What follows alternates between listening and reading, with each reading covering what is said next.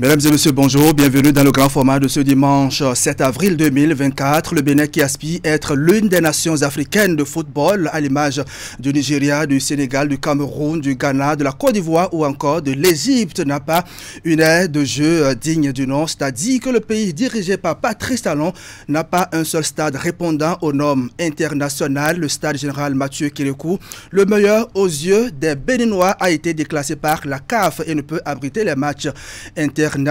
Et pourtant, les travaux de rénovation ont coûté aux contribuables plus de 13 milliards de francs CFA. Alors, à qui la faute? Comment en est-on arrivé là?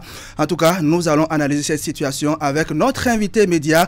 Nazer Vikou est journaliste sportif et directeur de publication du quotidien Le Pays Émergent. Démarré depuis le lundi 11 mars, le jeûne musulman tend vers sa fin. Les fidèles accomplissent ce pilier de l'islam avec dévouement et respect des recommandations du Saint-Coran. Un mois de privation et d'intenses prières qui est dans sa dernière décade. Alors comment le fidèle musulman doit-il fêter le Ramadan? El Hadji Yacoub Maleh Hossou nous éclaire. Il est le président de la fondation Maleh Hossou.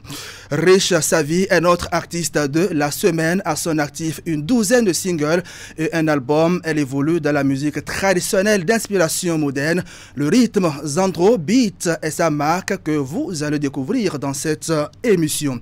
Mesdames et messieurs, nous sommes chez vous avec le grand format. Merci de nous recevoir.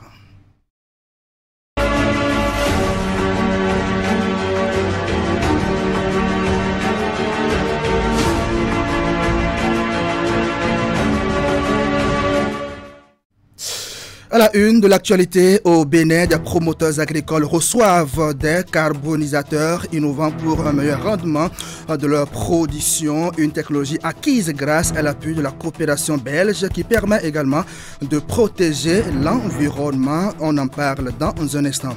On parlera également de la fin des travaux du premier dialogue mondial des jeunes tenu à Cotonou. C'est dans le cadre de la célébration des 30 ans de la conférence internationale sur la population et le développement. À l'occasion, la directrice exécutive de l'UNFPI était chez le souverain pontife de Ouida. Images et reportages assurent également le point de la phase du dépôt des dossiers de candidature pour le compte de l'élection des représentants des professionnels des médias au sein de la HAC. Au total, 14 candidatures ont été enregistrées à la Commission électorale nationale autonome.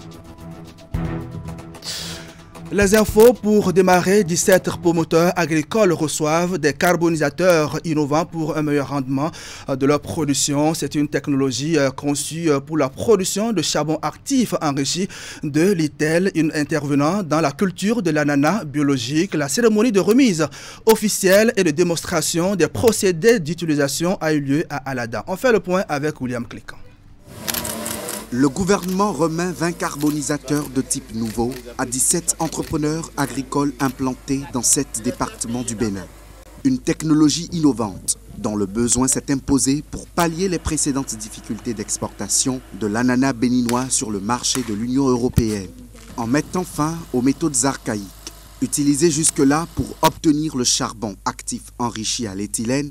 Elle optimise le traitement d'induction florale de l'ananas biologique. Ces équipements que nous venons de recevoir aujourd'hui apporteront un grand plus au développement de notre entreprise. Pour nos entreprises diverses, nous pourrions fabriquer de l'engrais organique. Nous pourrions également fabriquer du charbon actif qui est une matière première pour le type bio. C'était pour régler le problème de la filière ananas. Mais la technologie qui nous a été, les équipements qui nous ont été mis à disposition et ce que ça permet de faire ces carbonisateurs-là, l'usage aujourd'hui que nous en faisons va au-delà de la filière ananas. Parce qu'on peut l'utiliser non seulement pour faire le charbon actif dont les agriculteurs ont besoin, mais également les autres acteurs d'autres filières du Bénin, tels que ceux qui sont dans la filière anacade, ceux qui sont dans la filière riz et d'autres filières également. Ce carbonisateur protège mieux les ressources forestières en consommant moins de bois. Pour y arriver, il a fallu l'appui de plus de 300 millions de francs CFA du gouvernement belge. Il s'agit d'une solution structurelle pour démocratiser la production du charbon actif et améliorer la qualité des sols. Il s'agit aussi d'un projet qui vise à mettre en lumière le rôle crucial des mécanismes innovants de partenariat stratégique et opérationnel comme le promeut la Belgique. Et je voudrais donc surtout à cette occasion remercier tous les différents partenaires qui ont permis l'arrivée de ces carbonisateurs ici au Bénin, en provenance de la Belgique. J'ai la conviction que ces équipements seront utilisés efficacement pour l'agriculture béninoise, un des chantiers prioritaires du pays, ainsi qu'un des domaines prioritaires de la coopération belgo-béninoise pour le développement. La caractéristique principale de ce modèle de carbonisateur est qu'il produit moins d'émissions nocives, offre une consommation de bois réduite pour la même quantité de charbon de bois produite et un temps de cuisson plus court comparé aux méthodes classiques de production de charbon. De plus, la technologie est simple et utilisable dans les zones rurales. Une séance de démonstration de l'utilisation des réacteurs autorégulés du carbonisateur a mis un terme à la cérémonie de remise symbolique. C'est le gaz du bambou qui brûle pour terminer la cuisson. Les travaux du premier dialogue mondial de la jeunesse qui marque le 30e anniversaire de la conférence internationale sur la population et le développement a connu son épilogue. Les réflexions des jeunes de plusieurs pays mobilisés à Cotonou ont porté sur la vision de la nouvelle génération des jeunes sur la population et le développement. La cérémonie de clôture de ce rendez-vous mondial de la jeunesse a eu lieu ce vendredi. Reportage. Je déclare clos les travaux du premier dialogue mondial de la CIPD 30. Ce jour, 5 avril 2024. Voilà qui met un terme aux travaux du premier dialogue mondial de la jeunesse, des 30 ans de mise en œuvre du programme d'action de la conférence internationale sur la population et le développement. 2 jours d'échanges enrichissants sur différentes thématiques entre plus de 500 jeunes venus de divers continents et autorités de plusieurs pays pour une émergence des idées qui concourent à l'édification d'une société inclusive, juste et équitable. Chers jeunes, au regard des résultats satisfaisants obtenus, je reste convaincu que ce premier dialogue mondial préfigure chez la jeune génération le renforcement de la confiance en soi, le patriotisme, l'espérance et la foi que nous pouvons y arriver avec de l'exigence, de la volonté et de l'engagement. Nous devons envisager souvent ce genre d'échange avec vous.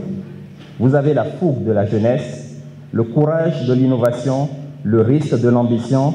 Et ça, dans les fonctions qui sont les miennes, parfois, on en a besoin pour agir. À l'issue des 2 jours de réflexion, les participants sortent avec une note de satisfaction.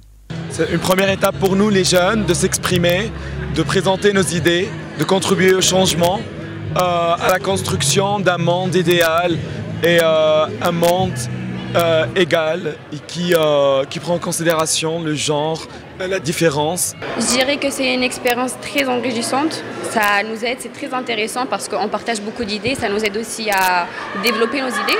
Donc écouter les autres et tout, c'est très intéressant et c'est enrichissant comme expérience. This dialogue, it's more of productive to us because we come up with Le dialogue est productif pour nous parce que nous sommes venus avec d'objectifs et de solutions communs afin de relever de nombreux défis auxquels nous jeunes sommes confrontés dans le monde. Merci pour les organisateurs. Maintenant, nous irons partager tout ce que nous avons reçu ici afin d'avoir une meilleure place pour la jeunesse.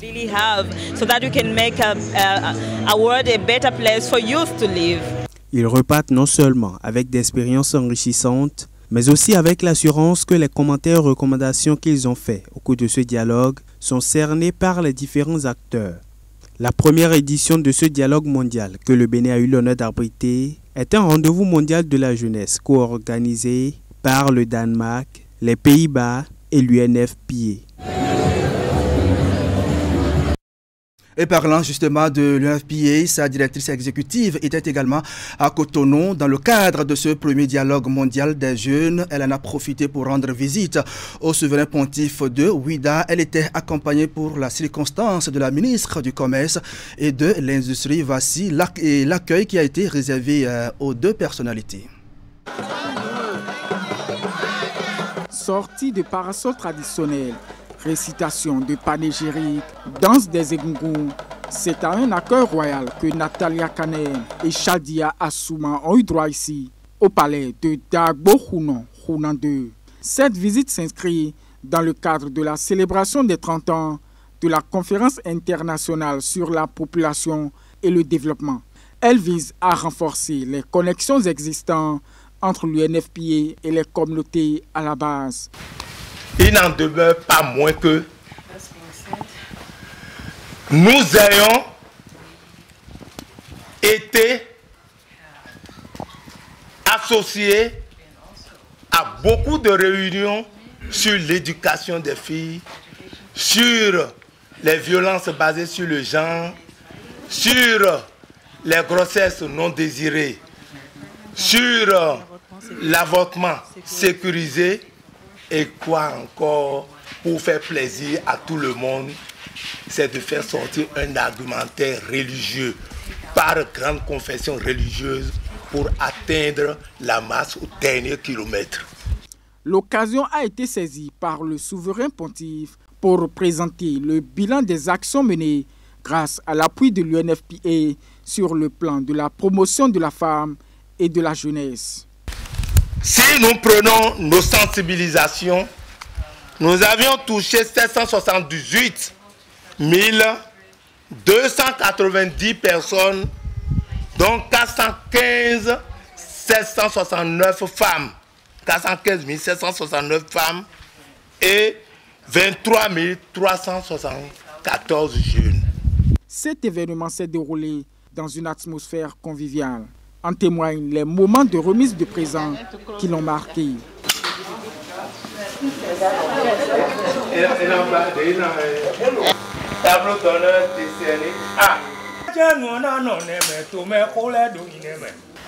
The sincere wish of the United Nations. Le vœu le plus cher des Nations Unies, c'est de voir la jeunesse pouvoir grandir dans le bien-être, dans la santé et surtout dans la prospérité. Et cela ne serait possible sans votre engagement, sans votre dévouement et votre leadership. Is fundamental to the ability of that prosperity to be achieved. Pendant la prononciation de son discours dans le cadre de cet événement, le souverain pontife a formulé le vœu d'effectuer une visite à Panama, pays d'origine de Natalia Kanem. Son souhait a été favorablement reçu par son hôte. De Ouida, on va maintenant à Soava qui a abrité le lancement officiel ce vendredi de la mise en œuvre de la politique nationale de santé communautaire. Ici également, la directrice exécutive de l'UNFPA était présente aux côtés de 3 ministres du gouvernement. Cette cérémonie a consacré la remise de kits sanitaires au relais communautaire. On fait le point avec Louis Gaba et Henri Ganti. 3 ministres du gouvernement honorent de leur présence cette cérémonie qui marque la mise en œuvre de la politique nationale de santé communautaire dans les communes d'Abomey-Calavi et de Soava. Au total, 2235 relais communautaires sont identifiés et formés dans le département de l'Atlantique. Et c'est le lieu pour les 1374 retenus dans les communes d'Abomey-Calavi et Soava de recevoir leur kit sanitaire. Un relais communautaire, comme vous le savez, aura à charge 200 ménages. Il aura pour mission de visiter les ménages au moins une fois par semaine avec l'outil digitalisé à l'AFIACOM sur lequel il enregistrera au fur et à mesure les données qui seront disponibles en temps réel sur la plateforme pour son supérieur hiérarchique qu'est l'agent de santé communautaire qualifié ici présent. C'est une réforme majeure du système de santé national initiée par le président Patrice Talon qui prend ainsi corps. L'objectif de cette politique est d'améliorer l'approche en apport de soins de santé aux populations à la base. Des centaines de foyers seront directement impactés par cette politique. Le relais regarde, constate, alerte. Et l'agent de santé communautaire qualifié vient, examine, confirme le diagnostic et traite. Dans le chantier de la lutte contre toutes les formes de violence, les relais communautaires seront très utiles avec tous les acteurs désignés dans l'orchestration des procédures opérationnelles standardisées, dans la dénonciation des cas, en apportant également les informations justes et en accélérant les référencements des cas pour une prise en charge rapide et de qualité. Cette cérémonie a également enregistré la présence effective de la directrice exécutive de l'UNFPA, dont la structure fait ici don d'une barque clinique motorisée à la commune de Soava.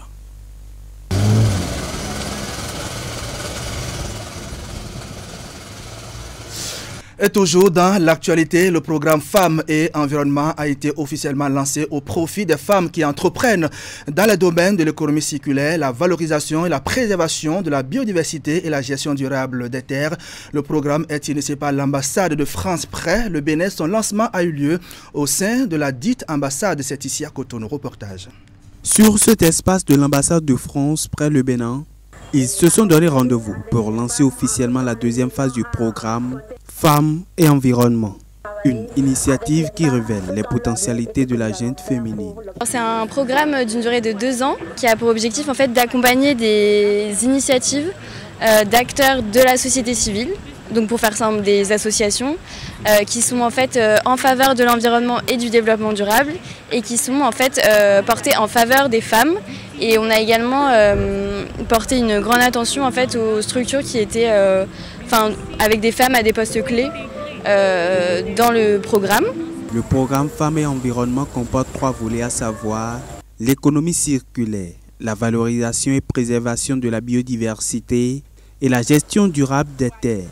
Pour l'édition 2024, 16 lauréates sont sélectionnées dans 8 départements. Il y a des projets qui permettent à des femmes de créer des activités génératrices de revenus, tout simplement en recyclant par exemple des graines de palme pour alimenter des foyers. Bon, c'est des petits projets, mais qui sont intéressants de ce point de vue-là. Il y a d'autres, on a vu tout à l'heure des projets de maraîchage, on a vu un autre projet qui, lui, a trait à la conservation de la biodiversité.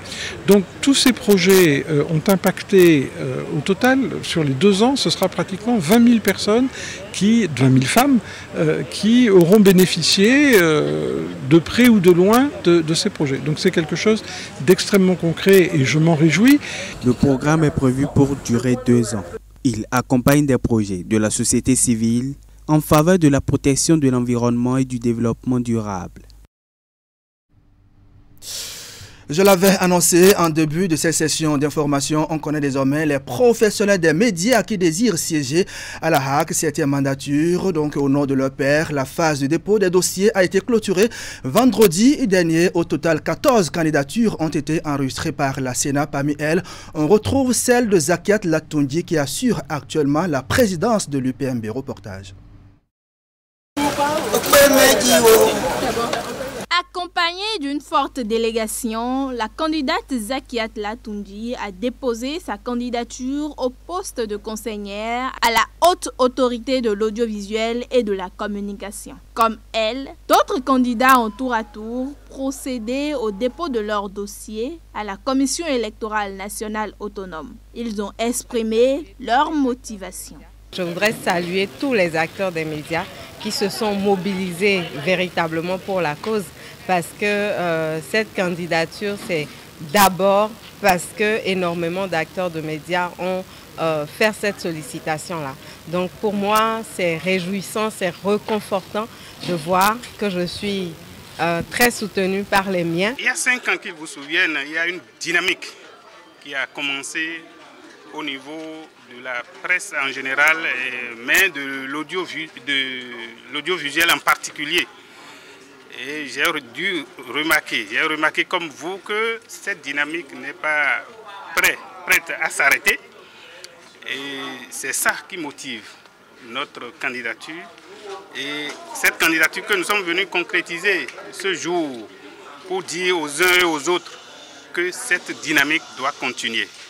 Je suis un nouveau candidat souhaité par les professionnels des médias eux-mêmes, notamment les professionnels médias de la presse écrite, qui veulent que cette nouvelle candidature soit placée sous le signe d'une nouvelle alliance. Une nouvelle alliance dans une solidarité agissante. Les professionnels des médias éligibles rencontrés ont tous unanimement donné une carte blanche à la 6e mandature. Cependant, ils ont souhaité voir les prochains conseillers faire assez d'efforts pour relever d'autres défis qui attendent la corporation. C'est vrai qu'il y a un grand défi qui est resté dans les tiroirs.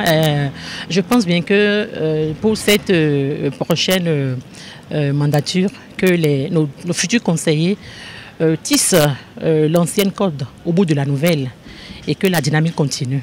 Néanmoins, il y a des choses encore qui restent. Quand on prend la question de la carte de la HAC, aujourd'hui, il y a des difficultés pour certains pour pouvoir obtenir cette carte. En dehors de ça, même la carte que nous utilisons aujourd'hui qui est sortie, bon, la carte sort, mais c'est après près d'un an qu'on nous la remet. Donc il faut revoir ces choses pour que la carte soit systématique. Dès que votre carte est périmée, vous puissiez faire la demande systématiquement et que vous puissiez l'obtenir. C'est vrai qu'ils ont démarré ça, mais ce n'est pas encore réel.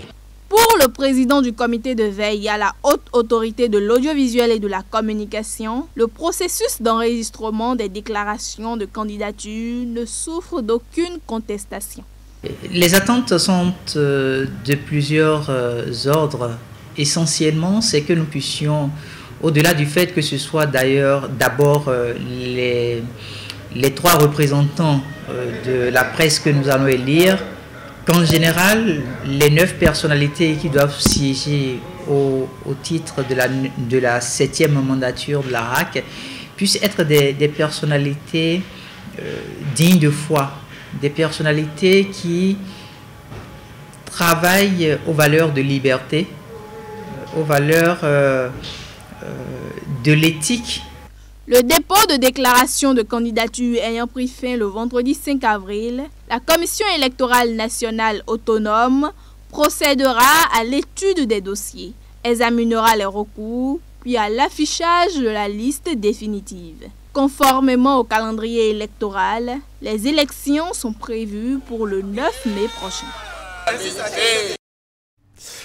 Les femmes de Pouya, une localité donc de la commune de Natitengou, ne sont pas restées en marge de la célébration de la journée internationale des droits des femmes. Elles ont marqué cette célébration pendant 3 jours en différé à travers plusieurs activités sous le leadership de Émilie Sama, native de la localité et très attachée à l'entrepreneuriat féminin. Ces femmes rurales ont d'abord suivi une série de formations en fabrication de savons liquides et en transformation des produits agroalimentaires avant de festoyer. Voici le point avec Alassane Harouna.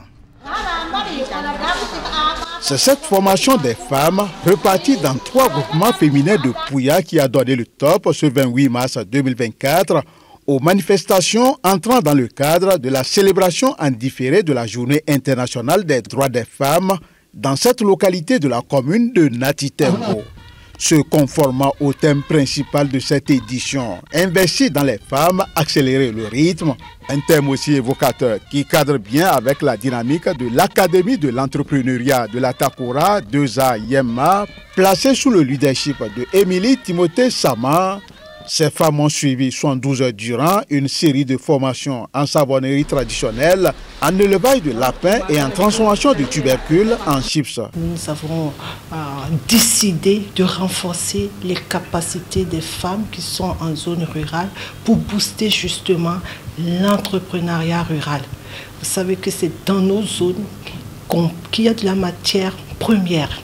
Et il nous est apparu important d'accompagner la transformation, ne serait-ce qu'une toute petite partie de ces matières premières, afin d'apporter de la valeur ajoutée et de permettre ainsi à ces femmes d'être plus autonomes.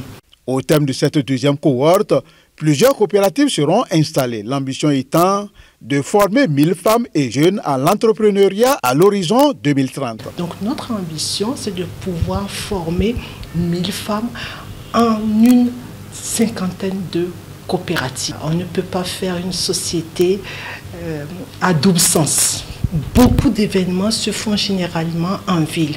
Donc au-delà de la rhétorique, au-delà des forats, au-delà des séminaires, il s'agit réellement de penser à celles qui sont loin de nos grandes villes. Et nous en avons fait un sacerdoce. Et donc c'est avec beaucoup de plaisir, beaucoup d'honneur et d'enthousiasme que nous sommes à Pouya pour communier avec l'ensemble des femmes.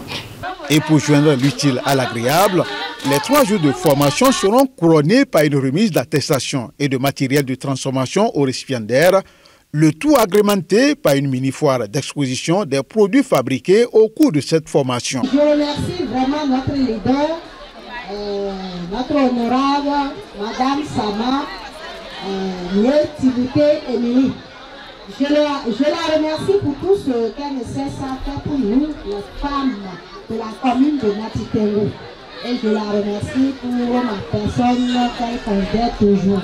Avant même la cérémonie de remise de matériel et d'attestation aux récipiendaires, cette géante caravane à travers les rues de Pouya aura permis de magnifier la femme rurale, le tout dans une ambiance des grands jours.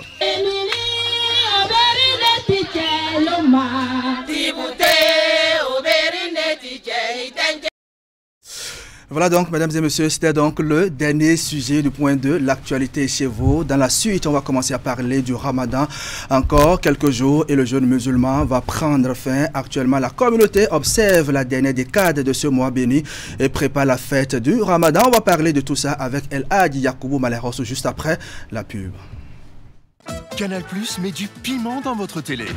Profitez d'une offre brûlante avec le décodeur HDA 1000 francs à partir de la formule Évasion. Plus de 300 chaînes pour toute la famille.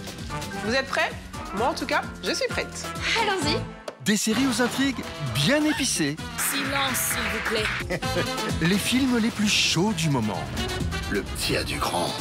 Des divertissements passionnants et enflammés. Avec des surprises. Bonjour les filles. Et le meilleur du sport avec des rencontres très relevées.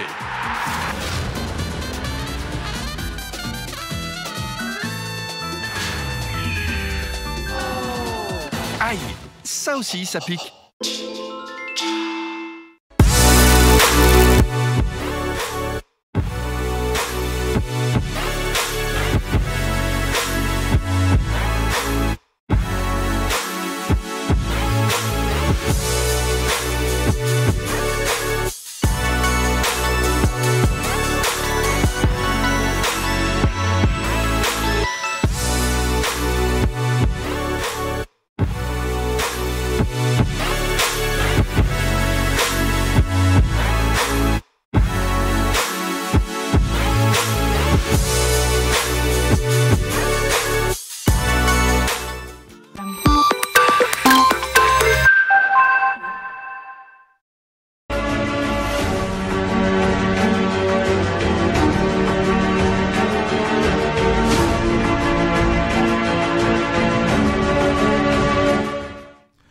Retour sur le plateau du grand format pour ouvrir la page invitée et le premier qui s'installe, c'est bien El Hadji Yacoubou Malheroso. Bonjour, bonne arrivée.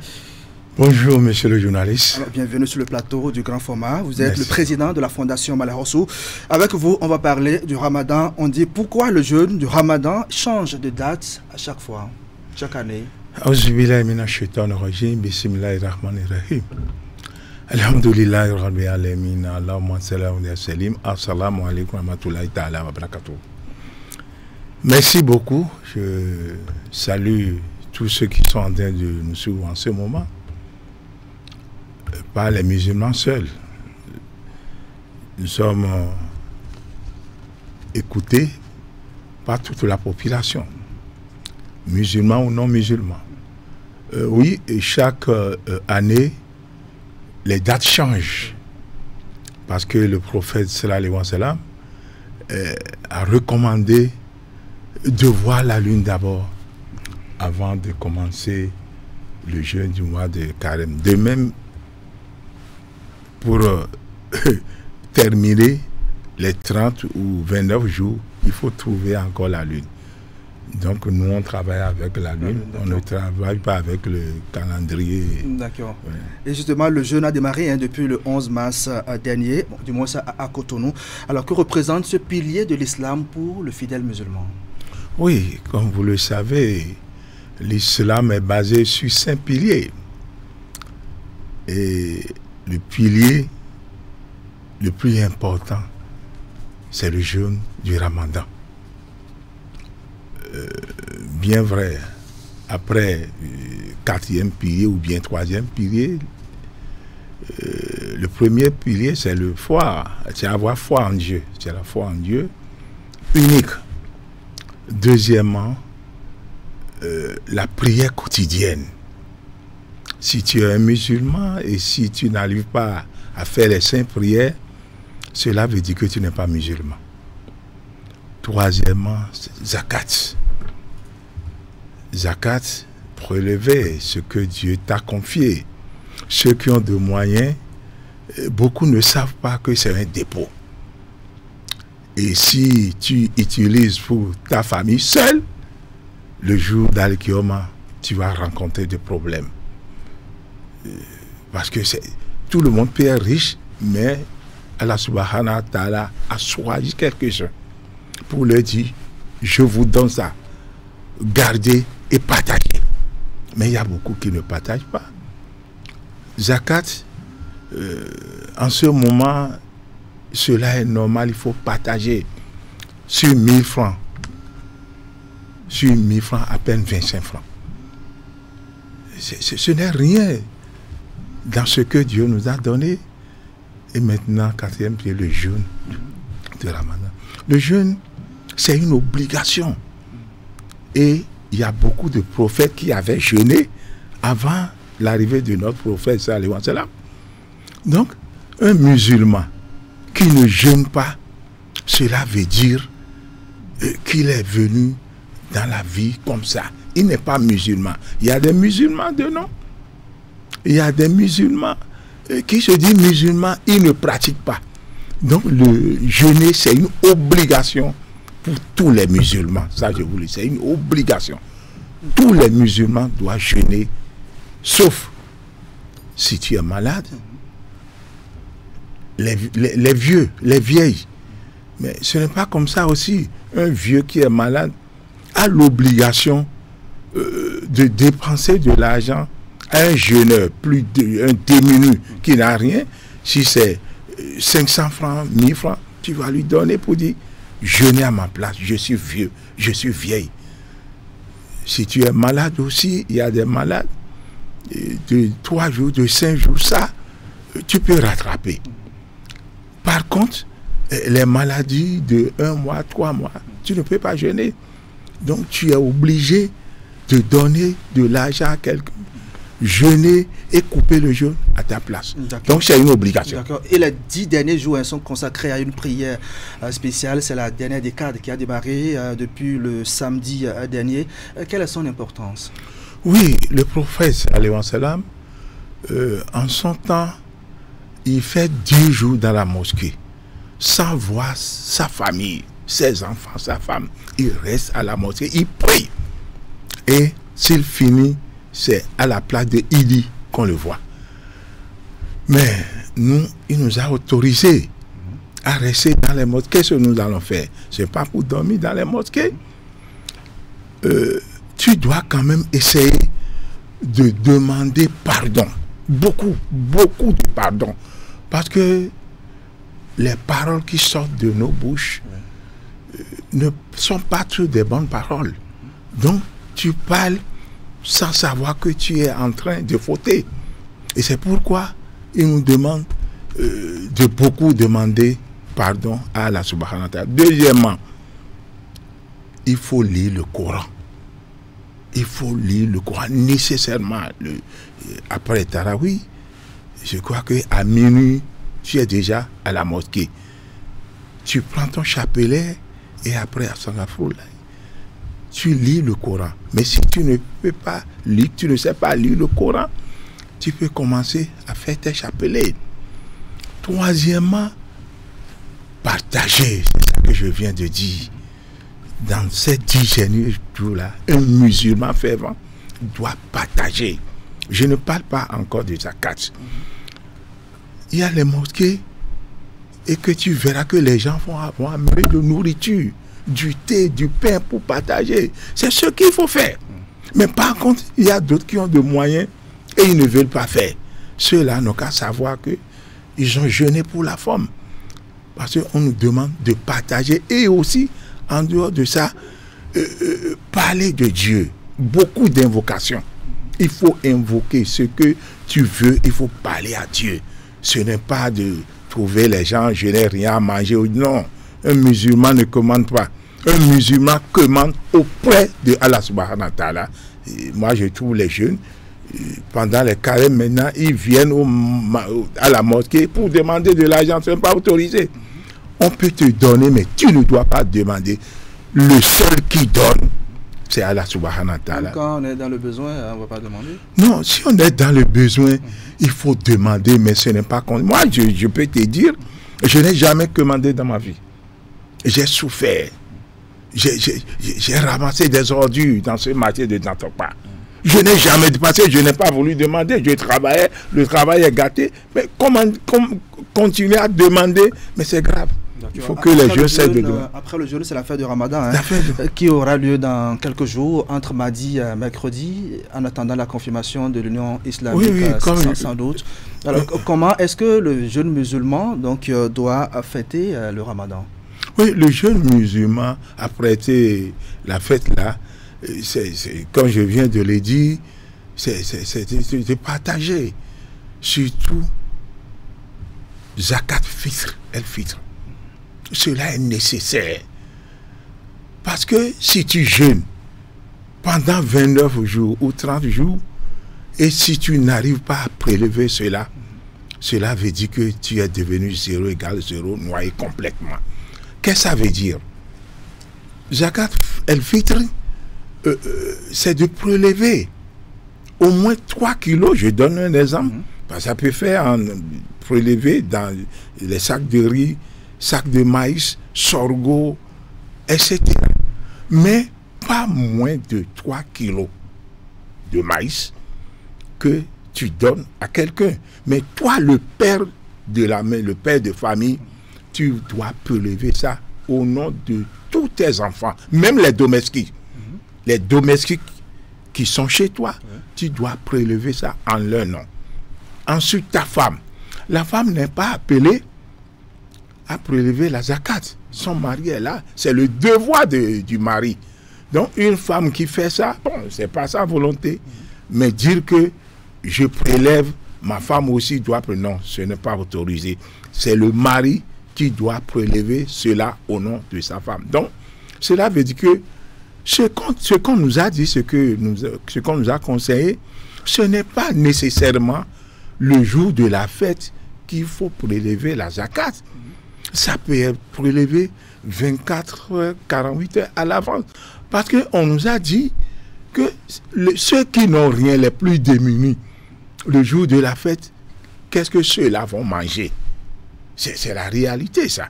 Donc, il est normal de prélever ça avant la fête de l'Aïd. D'accord. Si tu ne fais pas ça, cela veut dire que tu n'as rien fait. D'accord. Pendant ce mois de Ramadan, la Fondation Malaroche a mené un certain nombre d'activités, parmi lesquelles des séances de prière, donc dans la prison civile de Cotonou, Aboubakar Lavi et autres. Pourquoi cette démarche? Oui, merci beaucoup. Je sais que c'est notre devoir. La Fondation Malaroche a parcouru toutes les prisons civiles du Bénin. Toutes les prisons civiles. Je dis toutes les prisons civiles parce que nous avons l'habitude de choisir 3 ou 4 prisons. Mais cette fois-ci, nous avons un bienfaiteur, notre parrain, qui nous a demandé vraiment, il faut rendre visite à tous nos détenus musulmans.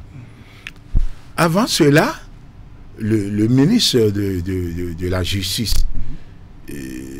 nous avons reçu son autorisation. Tu ne peux pas aller dans les prisons sans une autorisation.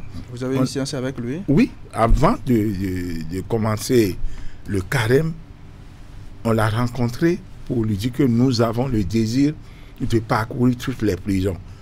Et nous lui avons dit que nous voulons savoir comment se passent les grâces présidentielles. Il nous a expliqué que les grâces présidentielles, ce n'est pas les régisseurs en tant que tels. les régisseurs choisissent ceux qui sont polis dans la maison, ceux qui sont respectueux, ceux qui n'ont pas fait de pagaille dans la maison. C'est ceux-là qu'on choisit, bien sûr, après avoir purgé la moitié de la peine. Donc, il nous a expliqué et qu'il y a même 2 commissions. Parce que les gens ont l'habitude de nous écrire, je dois faire 3 ans, j'ai fait 1 an et demi, mais je suis toujours là. Et pourtant, il y a des gens qui n'ont pas fait la moitié et ceux-là sont libérés. Nous, on n'a pas besoin d'étaler ça sur la place publique. C'est pour ça que nous avons rencontré le ministre pour avoir comment cela se passe. Il nous a donné ce que nous voulons, des renseignements, ce qu'il faut faire. Donc nous avons profité de cette tournée pour expliquer à nos faits prisonniers que si vous voulez ça, il ne faut pas continuer à insulter les agents des forces de sécurité publique. Les agents qui sont dans les prisons, ils sont là pour votre sécurité. Ce n'est pas pour leur sécurité et au même moment, vous les insultez, vous avez l'habitude de les agresser.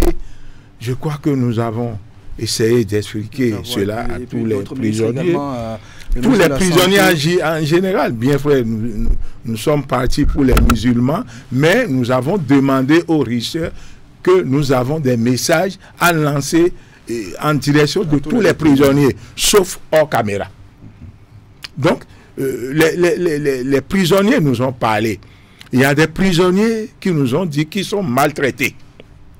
Qui sont maltraités par rapport aux autres. Donc ça, c'est des trucs que nous ne pouvons pas étaler ici. Il y aura une rencontre avec le ministre de la Justice et nous allons lui expliquer ce que nous avons entendu, ce que nous avons vu. Donc, il y a vraiment... Je remercie les régisseurs qui sont en train... il y a encore d'autres ministres qui... oui. Toujours, la Fondation Malekhossou, nous avons l'habitude de rencontrer les ministres. On n'a pas besoin de grogner pour dire ça. Non, nous, on ne fait pas ça. Par exemple, le mois passé, nous avons rencontré le ministre de l'enseignement primaire et maternelle. Nous avons rencontré le ministre secondaire, de l'enseignement secondaire, le ministre de la Santé, le ministre des Affaires sociales, le ministre des Affaires étrangères. En tout cas, nous avons rencontré beaucoup de ministres. En ce qui concerne le ministre des Affaires étrangères, nous lui avons posé la fermeture de nos frontières. Parce que jusqu'à présent, nos frontières avec le Niger est toujours fermée. Malgré la levée des sanctions, les Nigériens n'ont pas voulu accepter que leurs frontières soient ouvertes. Mais dans ce cas, nous avons essayé de dire au ministre que nous allons se déplacer pour aller à Niamey rencontrer nos frères musulmans pour pouvoir trouver une solution. En ce qui concerne le ministre des Affaires sociales, nous avons constaté que dans la Donga, les filles de 13 ans, 14 ans gagnent la grossesse. Ce n'est pas bon. Elles sont abandonnées par leurs parents. Donc, on s'est entendu avec Madame la ministre et nous allons organiser une tournée nationale dans tous les arrondissements de la Donga et de la Takora pour expliquer aux parents de ne plus laisser leurs enfants se marier à l'âge de 14 ans, 15 ans. Et aussi rencontrer les enseignants pour leur demander de donner conseil à ces élèves. Nous avons prévu même des sketchs qu'on va organiser, les filles qui tombent vite en grossesse là, comment après elles souffrent, c'est démontré dans les cyclones. Donc nous avons une tournée nationale d'ici peu de temps. D'accord. Au cours de ces dernières sorties médiatiques, nous avons entendu la Fondation Malekhossou plaider pour les aspirants au métier d'enseignant. Il y a quelques jours, le gouvernement a pris une batterie de mesures sociales en leur faveur. Est-ce que c'est une satisfaction pour vous? Oui, et comme vous le savez, on a vraiment travaillé sur ce dossier.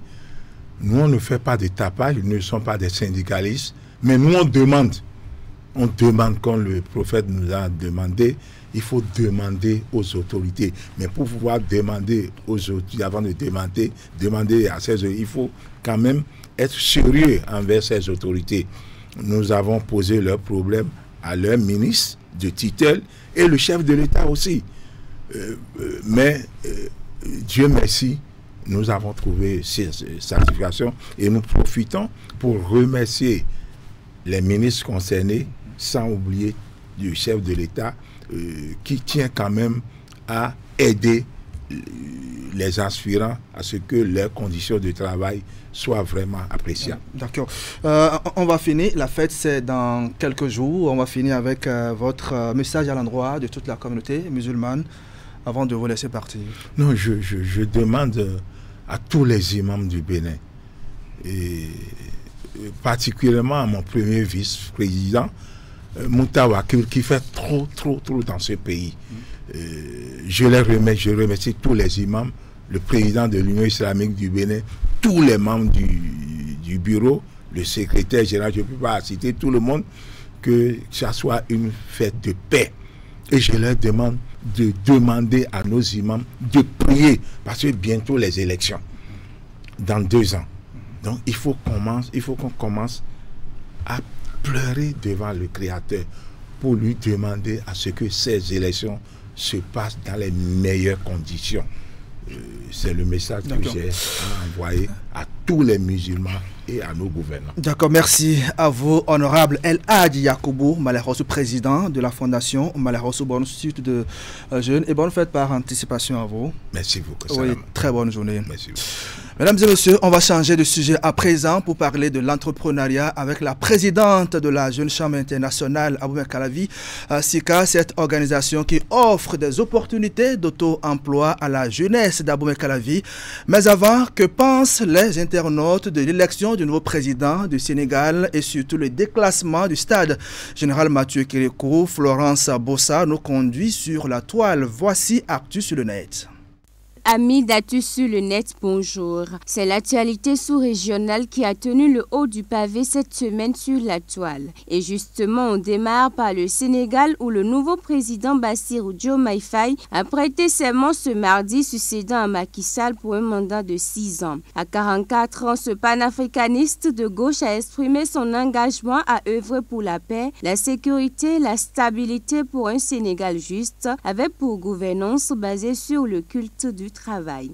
Cette cérémonie de prestation a été rehaussée par la présence de plusieurs personnalités, notamment ces pairs de la sous-région, dont les 3 de l'AES, le Ghanéen Nana Akufo-Addo, le Nigérien Bola Tinubu. Cette actualité n'a pas laissé indifférents les internautes sur les réseaux sociaux. Sur la page Facebook de la télévision française France 24, nombreuses sont ses réactions. Les défis sont nombreux, l'intérêt et la volonté de la jeunesse sénégalaise qui lui a fait confiance doit être la priorité malgré les pressions. Cette jeunesse à laquelle il appartient doit être fière de lui, à l'instar de ce qui se fait dans l'AES et ses projets. Espérons qu'il sera à la hauteur des attentes du peuple sénégalais. On verra ce qu'il fera mieux que son prédécesseur, surtout ce qu'il fera pour son peuple. Autre actualité qui a fait bouger la toile cette semaine, cette fois-ci au Bénin, le stade général Mathieu Kérékou a été finalement retiré de la liste des stades homologué. Dans le rapport de la CAF qui déclasse le stade, il ressort clairement que le stade de l'Amitié de Cotonou ne répond plus aux normes imposées par l'instance internationale de football. Les internautes et les médias en ont fait leur chou gras. C'est le cas de ces internautes lus sur la plateforme digitale de Canal 3 Bénin et quelques Facebookers. Je pense qu'en Afrique, on a une manière de négliger énormément les choses. En Occident, chaque club a son stade. Investissons d'abord dans notre équipe nationale afin de penser au stade. Les joueurs ne jouent pas bien. On n'a qu'à faire stade de haut niveau pour eux. La femelle du coq, c'est un poulet. Oiseau vacances, les petits poulets qui se balancent. Actu sur le net, c'est également les vidéos et images qui font buzz. Aujourd'hui aussi, c'est un autre jour. Le monde part en couille. Non. J'ai du mal à imaginer ça de ces trucs là. Eh oui. La femelle du coq, c'est un poulet. Wozo vacances, les petits poulets qui se balancent. Oh, mais comment tu fais ça? Tu marches un peu, tu bloques. Tu marches un peu, tu bloques. Papa! Tu marches un peu, tu bloques. Tu marches un peu, tu bloques. Chakarama! Poulet! Maman! Poulet! Maman! Poulet! Maman! Papa de poulet! Poulet! Maman! Poulet! Maman! Poulet! Maman! Papa de poulet! Reflemi Afri! Reflemi Afri! Je t'appelle Afri! Je t'appelle Afri! Tata Naomi!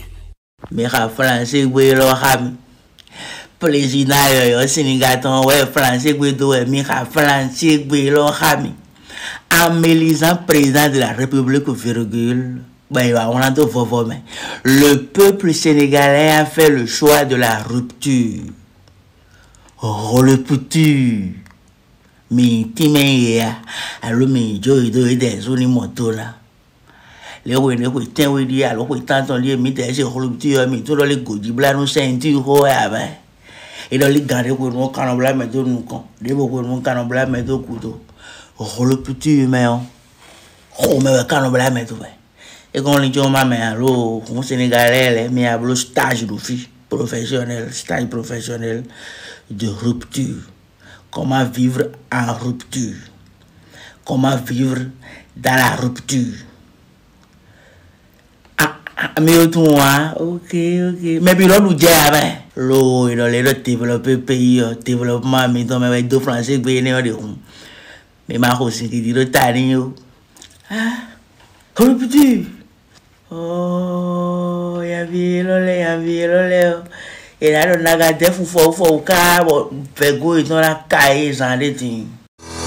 Vous nous avez fait confiance, nous aussi.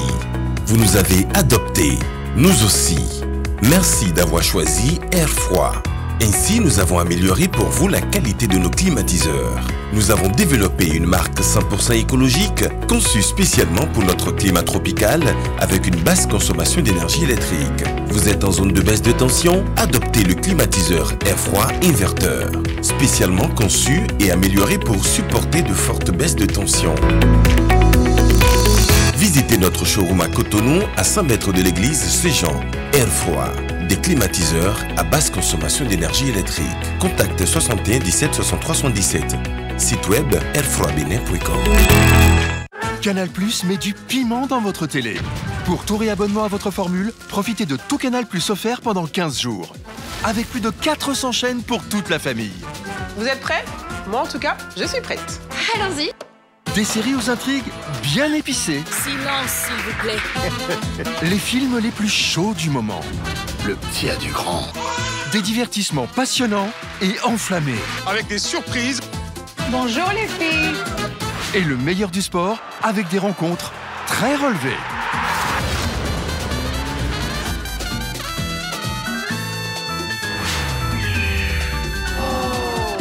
Aïe, ça aussi, ça pique.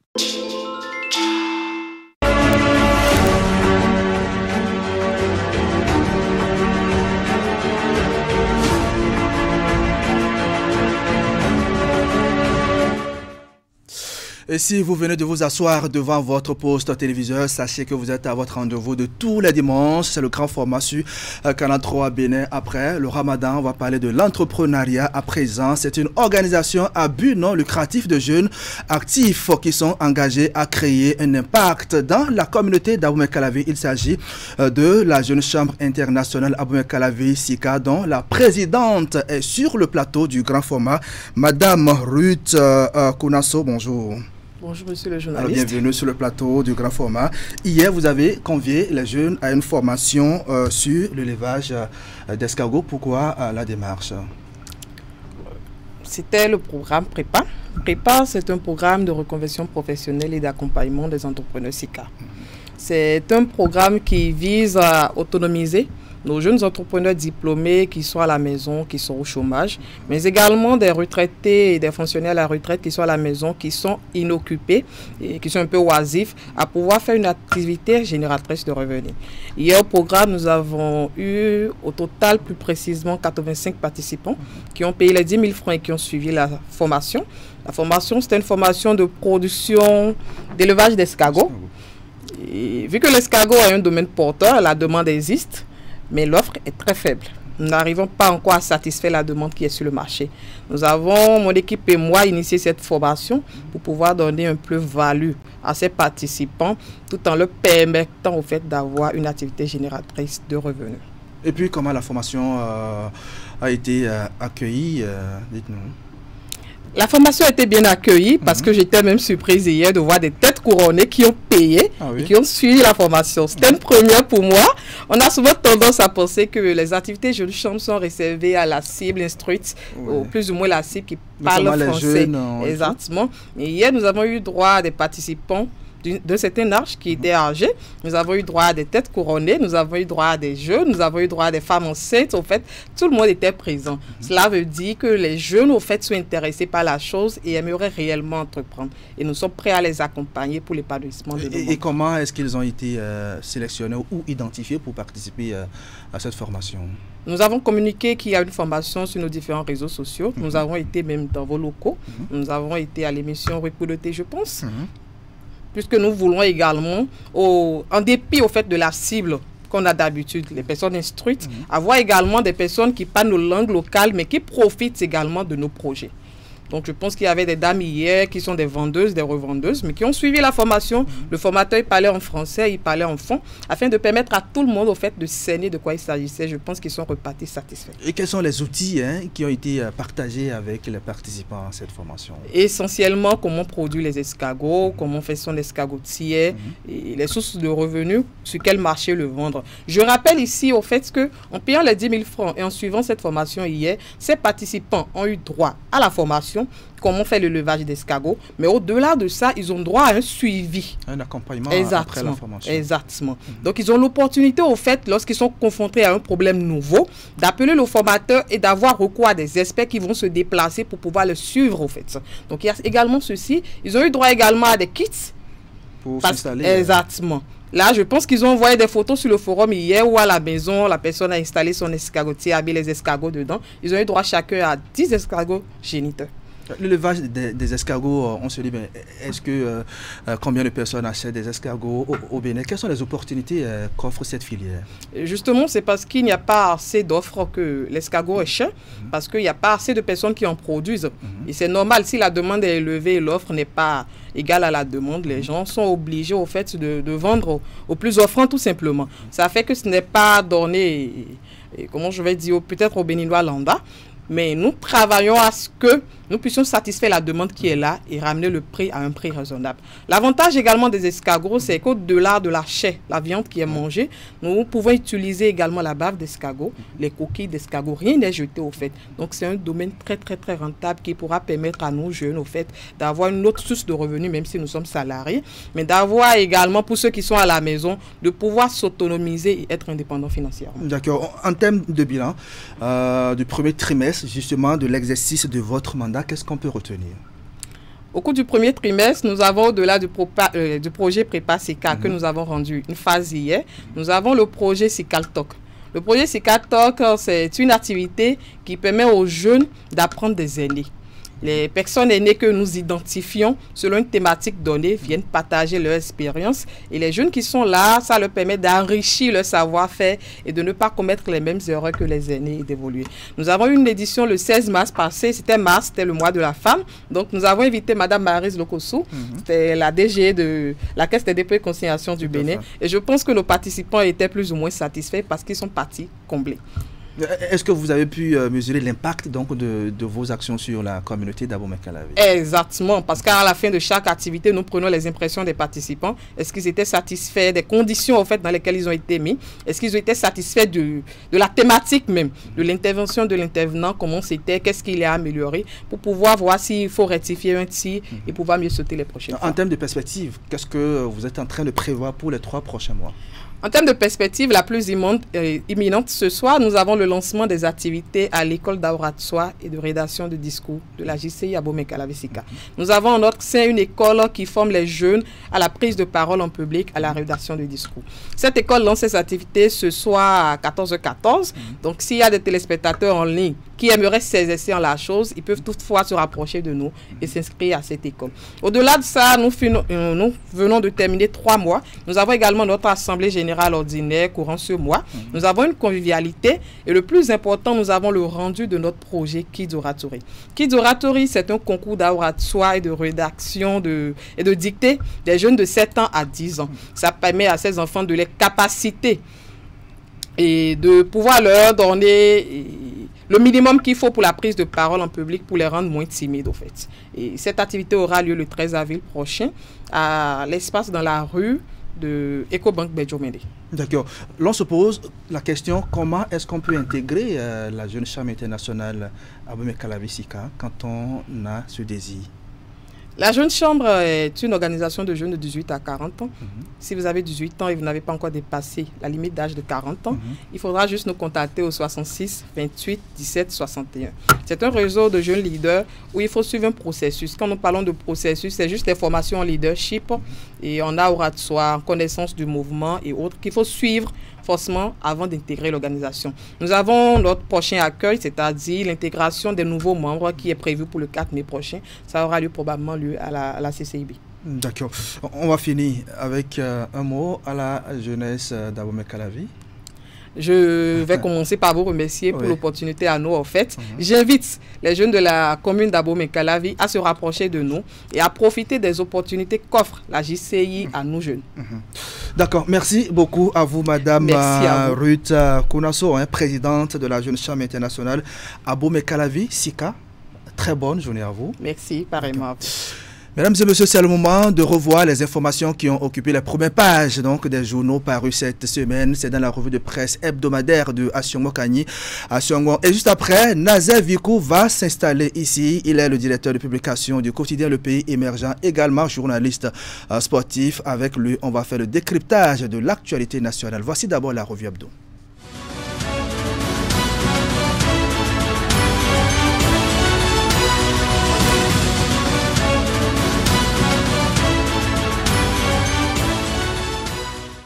À toutes et à tous, bonjour et merci de retrouver la revue de presse hebdomadaire. Dans le domaine de la coopération internationale, le matin soulignait que 2 accords de partenariat ont été signés la semaine écoulée entre le Bénin et la République de Luxembourg. Ces accords ont été paraphés par Romuald Wadagni, ministre d'État, ministre de l'Économie et des Finances en charge de la coopération, et Xavier Bettel, ministre des Affaires étrangères et du commerce extérieur et de l'action humanitaire du Luxembourg. Les 2 parties ont échangé sur l'orientation stratégique à donner à leur partenariat bilatéral. La nation rapportait pour sa part que le premier forum national des femmes leaders du Bénin a connu son épilogue le vendredi 29 mars dernier avec plusieurs recommandations sur la promotion de la masculinité positive et la valorisation de la femme. À cette occasion, la campagne intitulée HE4SHE pour l'implication des hommes dans la promotion de l'égalité du genre a été lancée avec la distinction du président Patrice Talon, champion de masculinité positive, comme premier HE4SHE. Les participants ont unanimement salué les actions du président de la République Patrice Talon en faveur des femmes au travers de différentes lois et réformes favorables à la gente féminine. Un Bénin bien gouverné, très développé, épanoui et prospère d'ici 2060, c'est en substance ce que propose la centaine de jeunes conviés à concevoir le futur du pays. L'exercice était laborieux, rapportait jeudi Fraternité, qui indiquait que chacun a fait savoir son rêve sur le futur du Bénin dans 26 ans. Au terme de la prospection, la moisson est abondante, se réjouit le ministre Abdoulaye Biotchane. Il est satisfait de la bonne dynamique de ces leaders qui ont une vision ambitieuse pour le pays. À en croire l'économiste du Bénin, Abdoulaye Biotchane, ministre d'État, a invité les participants à être des acteurs majeurs du changement dans le monde. Et il confie, citation, « Nous sommes réunis ici, c'est vrai, pour célébrer les jeunes du monde entier. Mais nous sommes ici aussi pour célébrer un anniversaire, le 30e anniversaire de la conférence internationale sur la population et le développement. » Fin de citation. Bénin Intelligent ajoutait qu'en marge du dialogue mondial des jeunes en cours au Bénin, le président Patrice Talon a reçu jeudi 4 avril la directrice exécutive du Fonds des Nations Unies pour la population. Dr Natalia est allée remercier le chef de l'État pour avoir autorisé l'organisation de cet événement mondial de la jeunesse à Cotonou. À l'occasion, elle est revenue sur les raisons du choix du Bénin pour accueillir cette rencontre internationale. Et dans un tout autre article, le même journal renseignait que le bloc des jeunes démocrates s'ouvre désormais à toute la jeunesse béninoise. Le mouvement a changé de nom le dimanche 31 mars, devenant bloc des jeunes de l'opposition. Ce changement de nom répond à son ambition de fédérer toute la jeunesse autour de la préservation des acquis démocratiques aux côtés de l'opposition. Le nouveau code électoral nous oblige à aller encore plus loin dans nos actions, nous oblige à encore mobiliser davantage, nous oblige à nous ouvrir à toute la jeunesse béninoise, confesse le coordonnateur. Avec l'économiste du Bénin, il était question dans la semaine des régies financières du Bénin qui ont mobilisé d'importantes ressources financières en 2023. À fin décembre 2023, les recettes budgétaires brutes du Bénin ont atteint un niveau remarquable, marquant une hausse significative de 16,3% par rapport aux réalisations de fin décembre 2022. C'est ce que renseigne le rapport d'exécution au 31 décembre de la loi de finances 2023. La contractualisation pour la fourniture et la pose des mobiliers d'étal dans les nouveaux marchés urbains a été annoncée en Conseil des ministres du mercredi 3 avril 2024.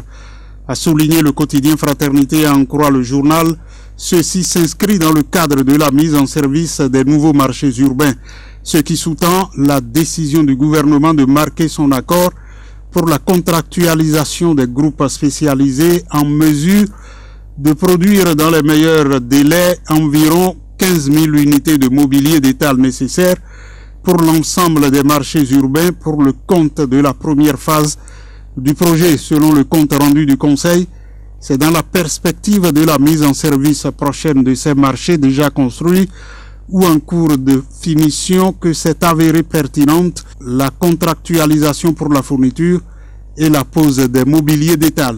Pour activités illégales à la BGFI Bank, indiquait Fraternité, l'ancien député de la 24e circonscription électorale, Désiré Vodonou, est condamné à une peine d'emprisonnement ferme par la Cour de répression des infractions économiques et du terrorisme pour des faits d'escroquerie et d'activités illégales. Sur la BGFI Bank, il écope de 14 ans de prison, 2 milliards d'amende et la saisie de ses biens. Ces deux co-accusés écopent des mêmes peines et d'autres sanctions liées à leur statut. Parlons sport avec Visa Info qui relatait qu'en mission de travail à Cotonou, les vendredis 29 et samedi 30 mars 2024, la délégation de la Fédération internationale de Maracana Association a rencontré les protagonistes de la crise à la Fédération béninoise de Maracana. Au terme des séances et suite aux propositions faites par les membres de la délégation, les protagonistes ont saisi la balle au bond pour ne pas se faire harakiri. Ainsi, ils ont décidé de fumer le calumet de la paix pour une sortie de crise. Merci d'avoir suivi la revue de presse hebdomadaire.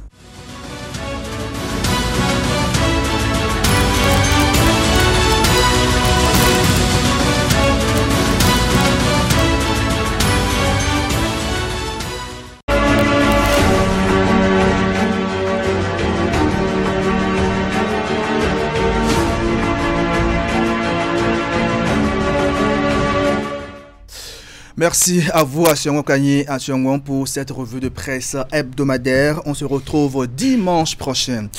Nazé Vikou, bonjour.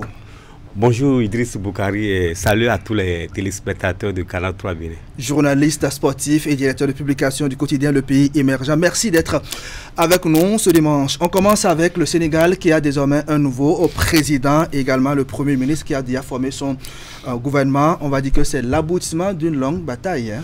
Vraiment, en cela, il faut saluer la bravoure des Sénégalais qui nous ont toujours montré que le Sénégal leur pays est un pays vraiment démocratique.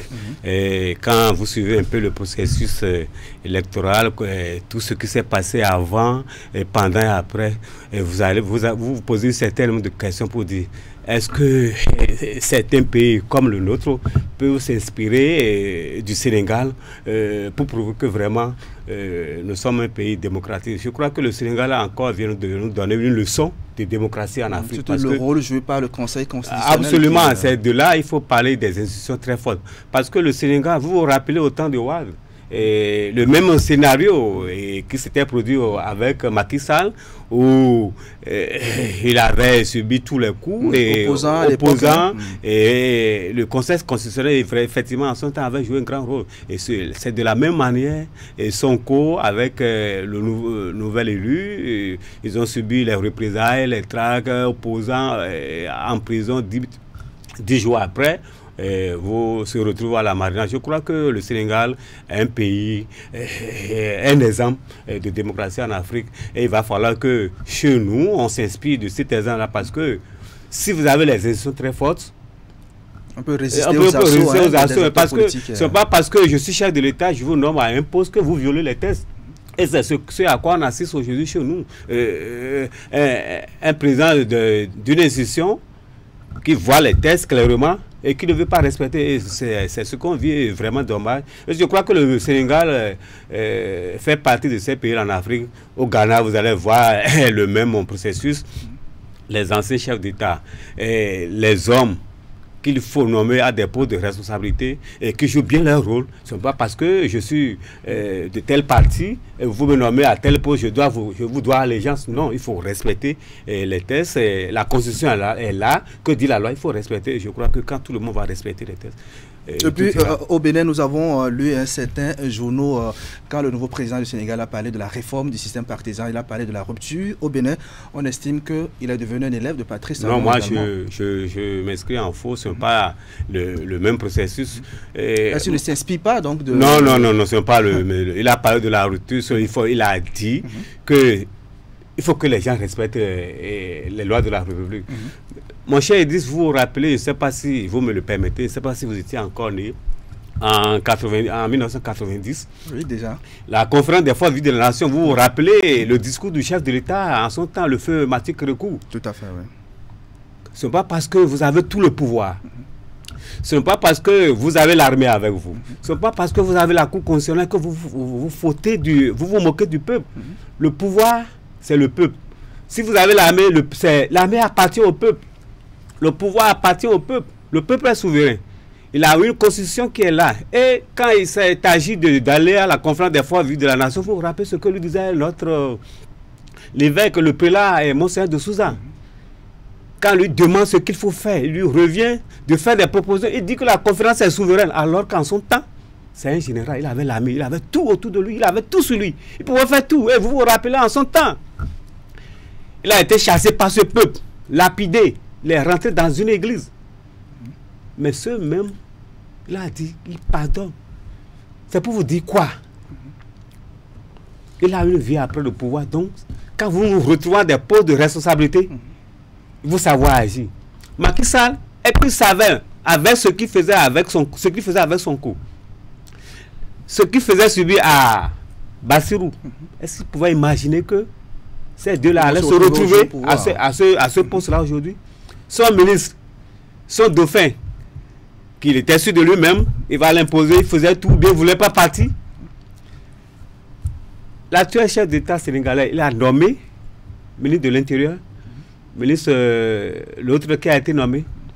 Ils ont dit, c'est eux qui ont failli être instrumentalisés, qui doivent tirer sur la population. Eux, ils ont refusé. Qu'on ne peut pas tirer sur des balles réelles, des létales. Vous tirez sur la population. Ils ont refusé. Et immédiatement, la récompense est là. Eux, ils ont agi. Ils pouvaient exécuter. Ils pouvaient... Après tout, c'est le chef de l'État qui a parlé. Hein. Mais ils ont dit non.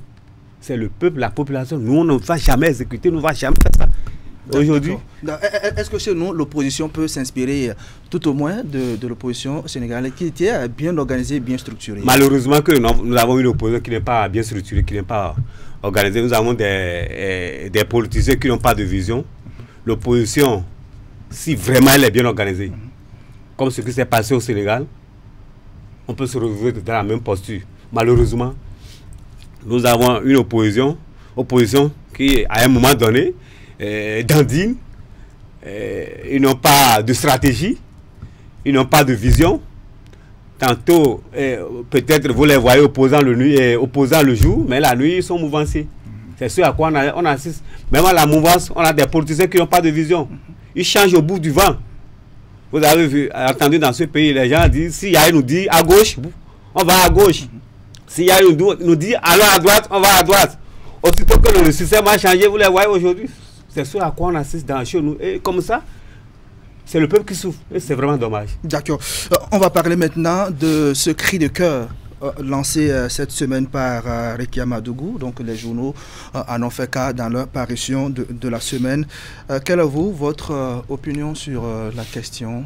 Bon, je crois que ce que vit notre soeur, notre chère ministre Rekia Madougou est vraiment triste parce qu'elle n'est pas un vil individu en prison, elle est une détenue politique. Et elle a ses droits, elle n'en peut plus. Elle est obligée de crier, d'hurler partout parce que ce qu'elle vit, c'est elle-même qui sait. Elle n'est pas... Elle n'est pas une cybercriminelle. Elle n'est pas une voleuse. Elle n'est pas allée voler un cabri. Elle n'est pas n'importe qui. Mais il faut qu'on lui permette qu'elle bénéficie. La loi dit quoi? Tout prisonnier aussi a ses droits.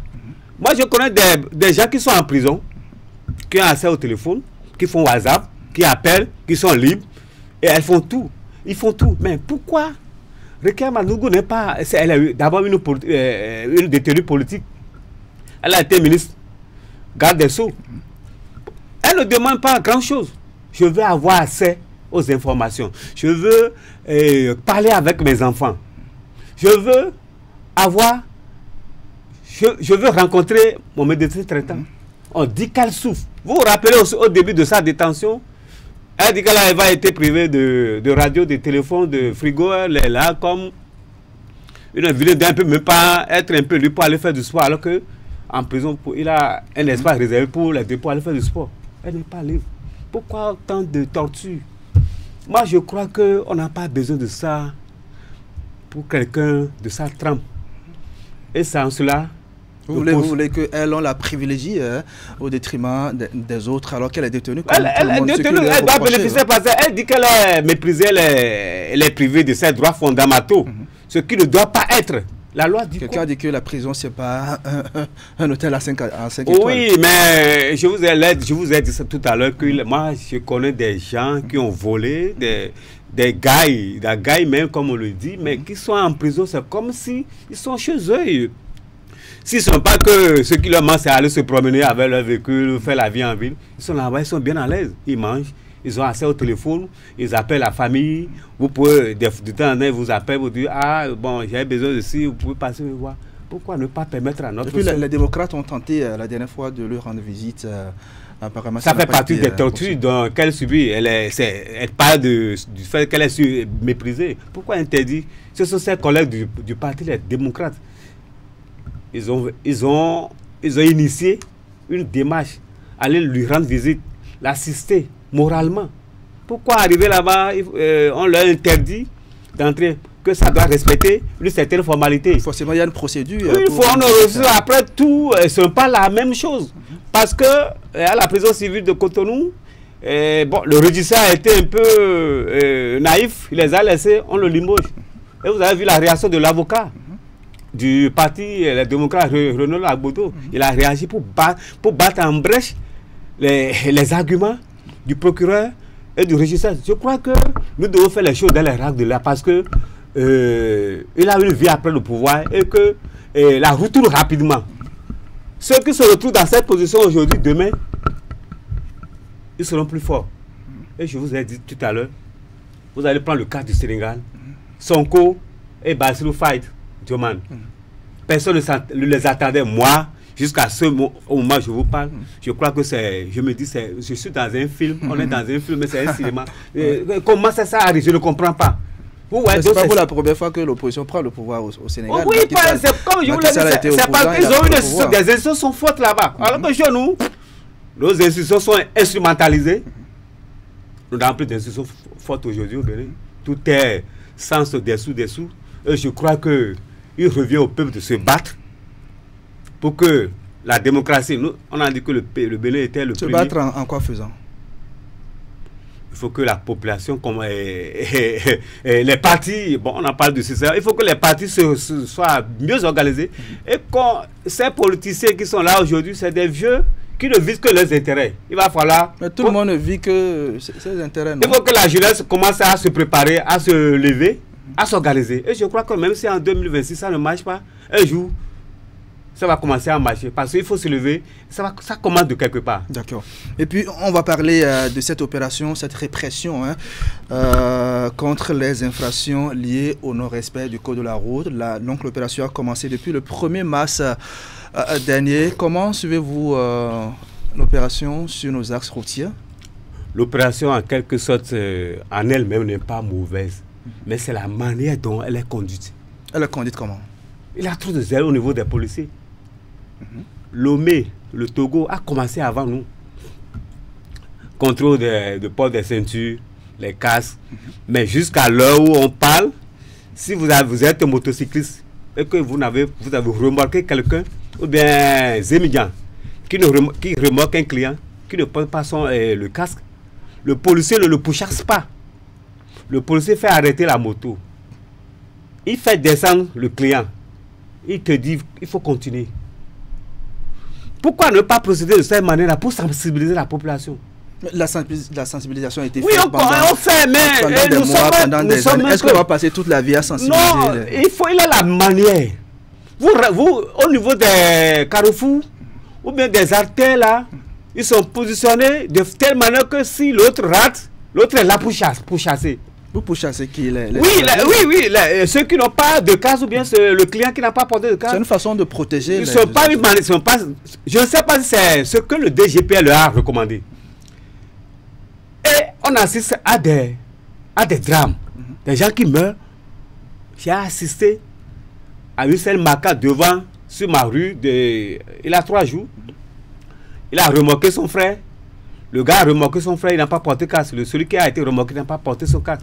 C'est devant la pharmacie famille. Ah, mais non, là. Les policiers étaient là le matin. On l'a pourchassé. Il évitait, il courait avec sa moto. Il allait coller l'autre, les autres étaient par terre. En train de Jésus au sol. Douleur. Est-ce qu'on a demandé ça? Le policier, à un moment donné, a pris peur. Il est allé vers le gars. Il a commencé à appeler au secours. En train de le ventiler, on était obligé d'appeler une ambulance. Est-ce qu'on a besoin de ça?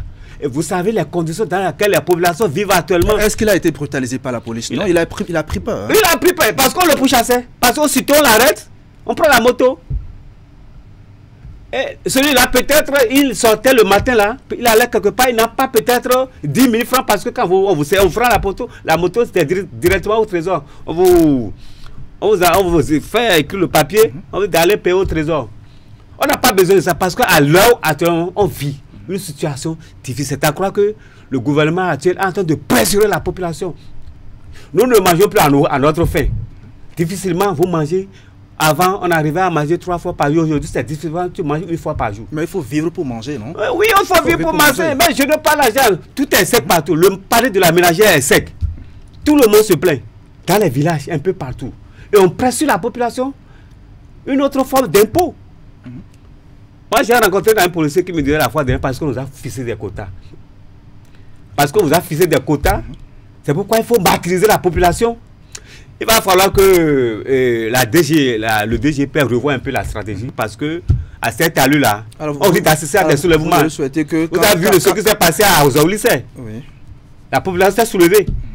Vous avez vu récemment dans une commune là, parce que... Il y a toujours des poches de résistance.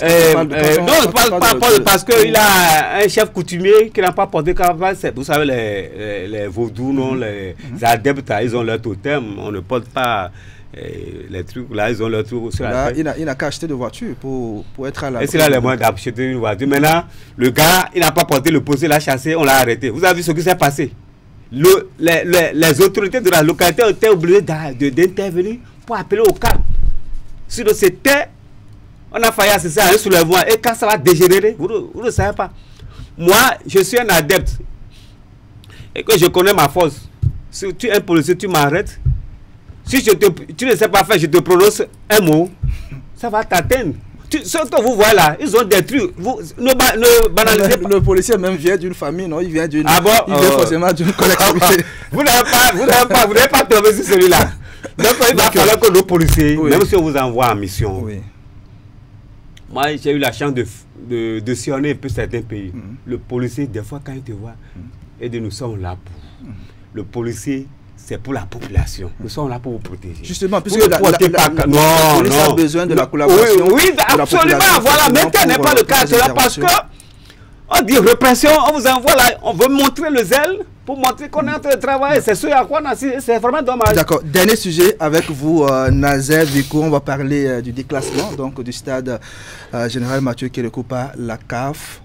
Alors, journaliste sportif, vous qui connaissez bien ces lieux, alors, quelle a été votre réaction? Et mon cher Edou, je crois que chaque fois que nous faisons notre passage sur 43, les faits nous sont toujours dans leur raison. Vous pouvez aller consulter vos archives. Vous vous rappelez quand il avait un incident au stade de l'Amitié, il avait eu des morts. On a déploré le fait que les organisateurs, tout le monde était fautif, coupable. On a parlé d'une commission d'enquête. 3 commissions, dans mais où sont les résultats?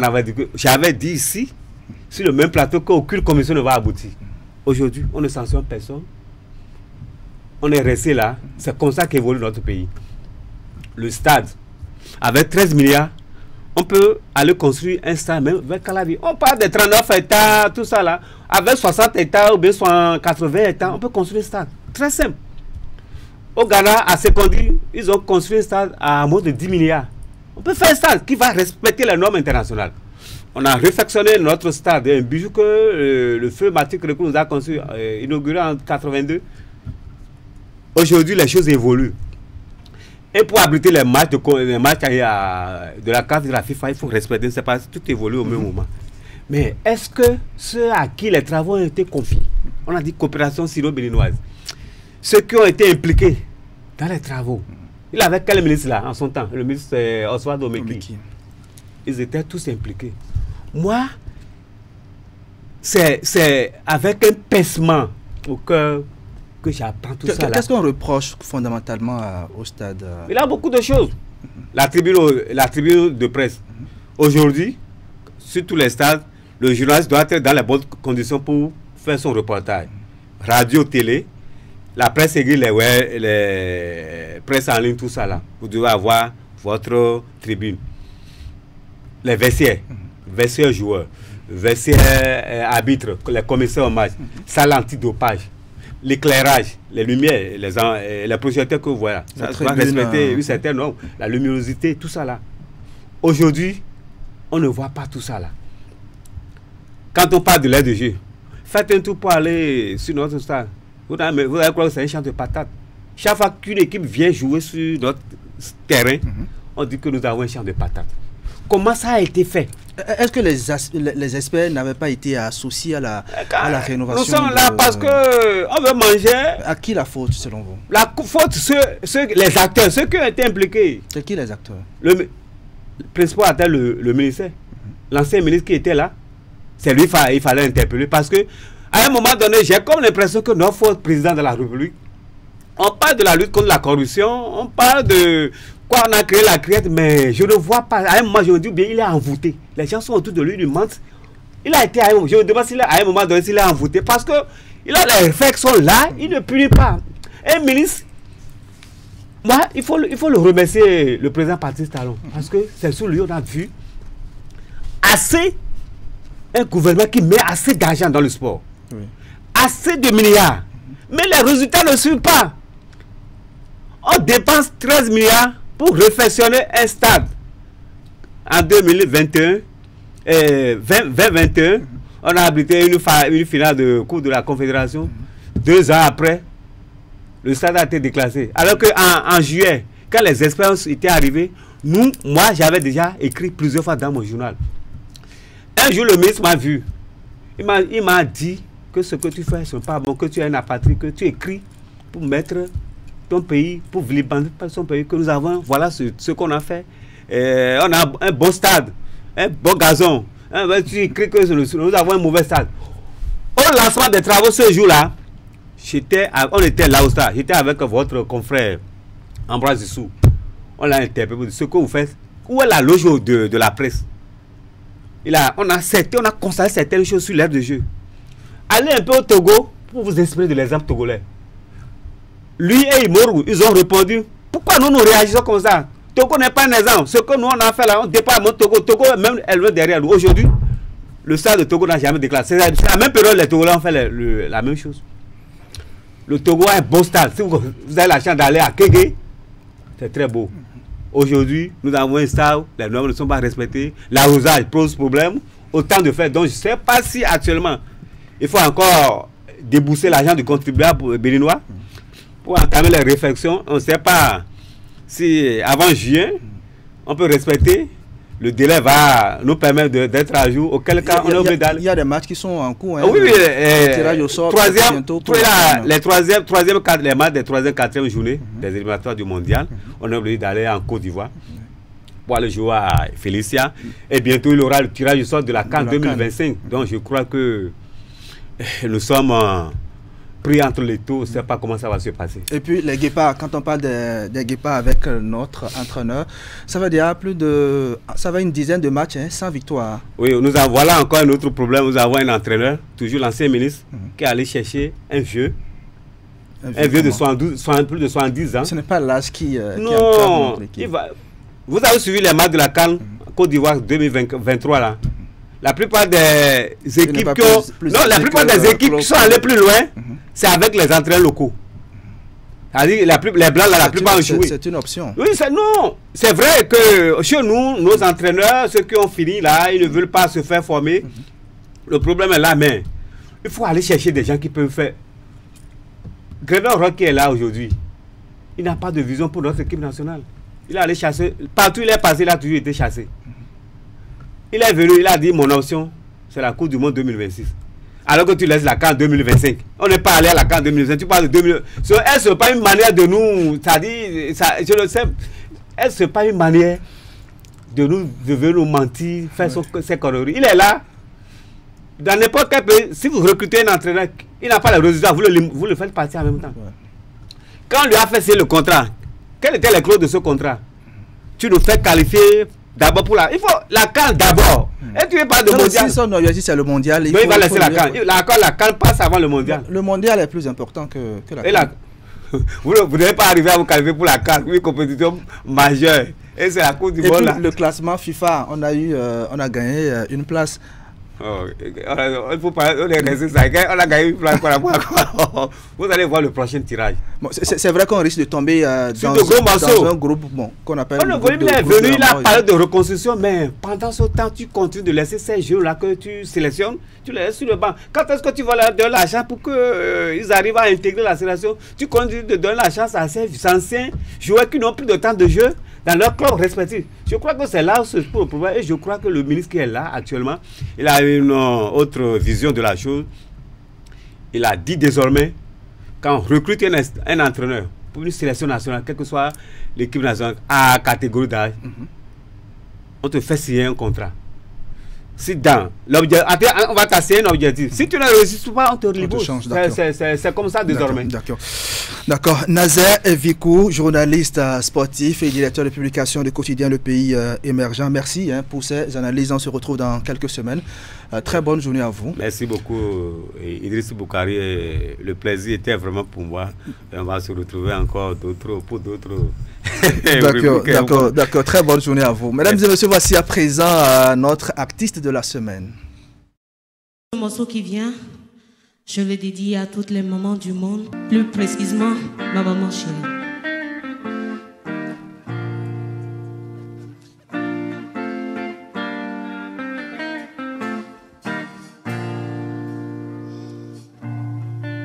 Di notte ad ogni mono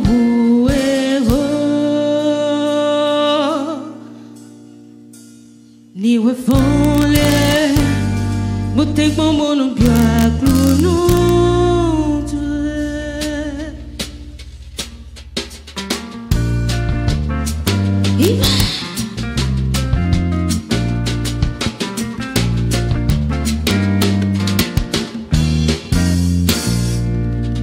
Adinote, Adoni mono huelala, niwe fole, mote kwa mono bia klunote, dojona beni kotonye, alina beni wo, no bezo te meni fa, no lili jeni wiwa, no edesu, non to mon pesindo no.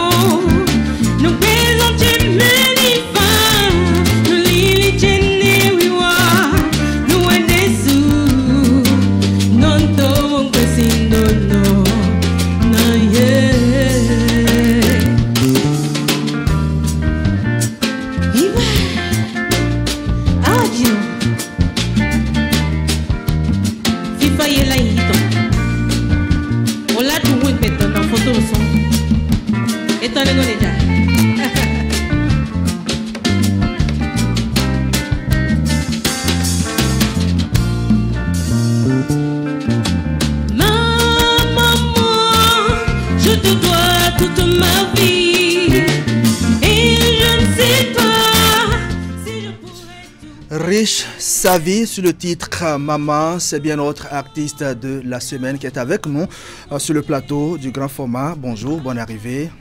Merci, bonsoir monsieur Oukari. Comment vous portez? Très bien. C'est un plaisir de vous avoir sur le plateau du grand format. Le plaisir est partagé, bien sûr. Artiste, chanteuse, compositrice, vous faites de la musique traditionnelle d'inspiration, musique traditionnelle d'inspiration moderne. On va essayer de comprendre ce que c'est. Alors, comment est-ce que vous avez effectué vos premiers pas dans l'univers musical? Il faut dire que la musique, je l'ai commencé trop tôt. Et déjà à l'âge de 9 ans, je m'essayais dans des compositions. Donc, même si ce n'était pas grande chose, je le faisais quand même. Et avec le temps, je suis rentrée dans la chorale des enfants à l'église, où je participais à plusieurs concours, ainsi qu'à l'école pour des journées culturelles. Oui, voilà. Donc c'est parti comme ça. Et ce n'est qu'en 2008 que j'ai eu la chance d'enregistrer mon premier album intitulé Révélation. D'accord. Voilà. Avant 2008, est-ce que vous avez, en dehors de la journée culturelle, est-ce que vous avez eu la chance de pratiquer certaines scènes? Je dirais non. À part les concours que j'ai eu à participer, il n'y a plus. D'accord. Le premier album baptisé Révélation. Pourquoi Révélation? Est-ce que c'est vous qui êtes révélé? Oui, j'étais dans l'ombre et je me suis révélée en fait. D'accord. Eh bien, Révélation, c'est un album de combien de... C'est un album de 10 titres, bien sûr. C'est un album de 10 titres où le titre phare était Dachi. Dachi, oui. Et comment est-ce que le bébé a-t-il été accueilli par la famille?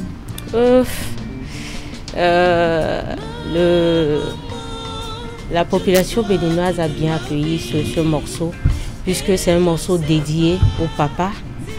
Quand je dis papa, je parle des vrais papas, hein, parce qu'il n'est pas donné à tout le monde d'être papa. Voilà. Et les difficultés que les papas rencontrent, tout en respectant ce qu'il faut donner à la famille pour qu'elle soit à l'aise. En dehors du titre papa, vous pensez également à le titre maman, donc vous pensez également au papa. Alors cette première expérience, qu'est-ce que ça a changé en vous? Ça a changé beaucoup de choses. Avant, je faisais des compositions, mais je ne connaissais pas en réalité ce que c'est que la musique. Mais cet album m'a permis de faire un grand pas et de comprendre beaucoup de choses. Par exemple, me donner à la musique live et s'essayer dedans et prendre goût. Alors, pourquoi avoir choisi la musique traditionnelle d'inspiration moderne? Quels sont les instruments modernes que vous associez au rythme traditionnel? Pour commencer, je fais de la musique moderne d'inspiration traditionnelle où je développe le rythme Zandro. Zandro, d'accord. C'est un rythme traditionnel de chez moi quand je parle de chez moi, je parle du mono. Vous parlez de Doyi Doyi, je suis de Doyi et après on s'est installé à Pago. Voilà. Donc c'est un rythme qui se joue pour plusieurs cérémonies chez moi. Donc je peux dire que c'est le sang qui coule dans mes veines en fait. Donc j'ai choisi de développer ce rythme-là tout en ajoutant les touches du jazz pour que ça soit accessible à tous et vendable ici et ailleurs. Alors vous parlez du rythme, Zandro, qu'est-ce qui, on va dire, caractérise ce rythme? Tout d'abord, ce rythme, ça se fait pour des soirées funéraires. Et pour, par exemple, quand on veut sortir aussi un enfant de chez moi, c'est un rythme qui se joue. Donc ça, c'est notre rythme de base en fait. Est-ce qu'il faut être initié? Bon, je sais que vous êtes prêtresse. Vous êtes prêtresse, vous êtes initié vous. Mais je suis taï, non, mais je ne suis pas adepte de vaudou, c'est deux choses différentes. D'accord. Donc, pas forcément. Des fois, il y a des adeptes de vaudou qui jouent ça aussi pour des cérémonies, mais c'est pas forcément être initié avant de le jouer. Parce que c'est un rythme donné à tout le monde. C'est comme le Agbadja qui est du mono. Alors, depuis 2008 jusqu'à aujourd'hui, vous avez à votre actif, on va dire, une douzaine de singles avec un album. Quand vous faites un petit bilan à votre niveau, est-ce que vous êtes satisfait donc, de votre parcours? Je dirais oui. Je dirais oui. Parce que tout d'abord, cet album-là m'a donné plus d'ouverture ici et ailleurs, ce qui m'a permis de participer à plusieurs festivals à l'international que sur le plan national. Donc je ne me plains pas, je remercie le Seigneur pour ça. D'accord. Bé Asiki, c'est le morceau que vous avez sorti en 2022. Oui. D'accord. On va sur une petite séquence et puis on revient sur ce plateau.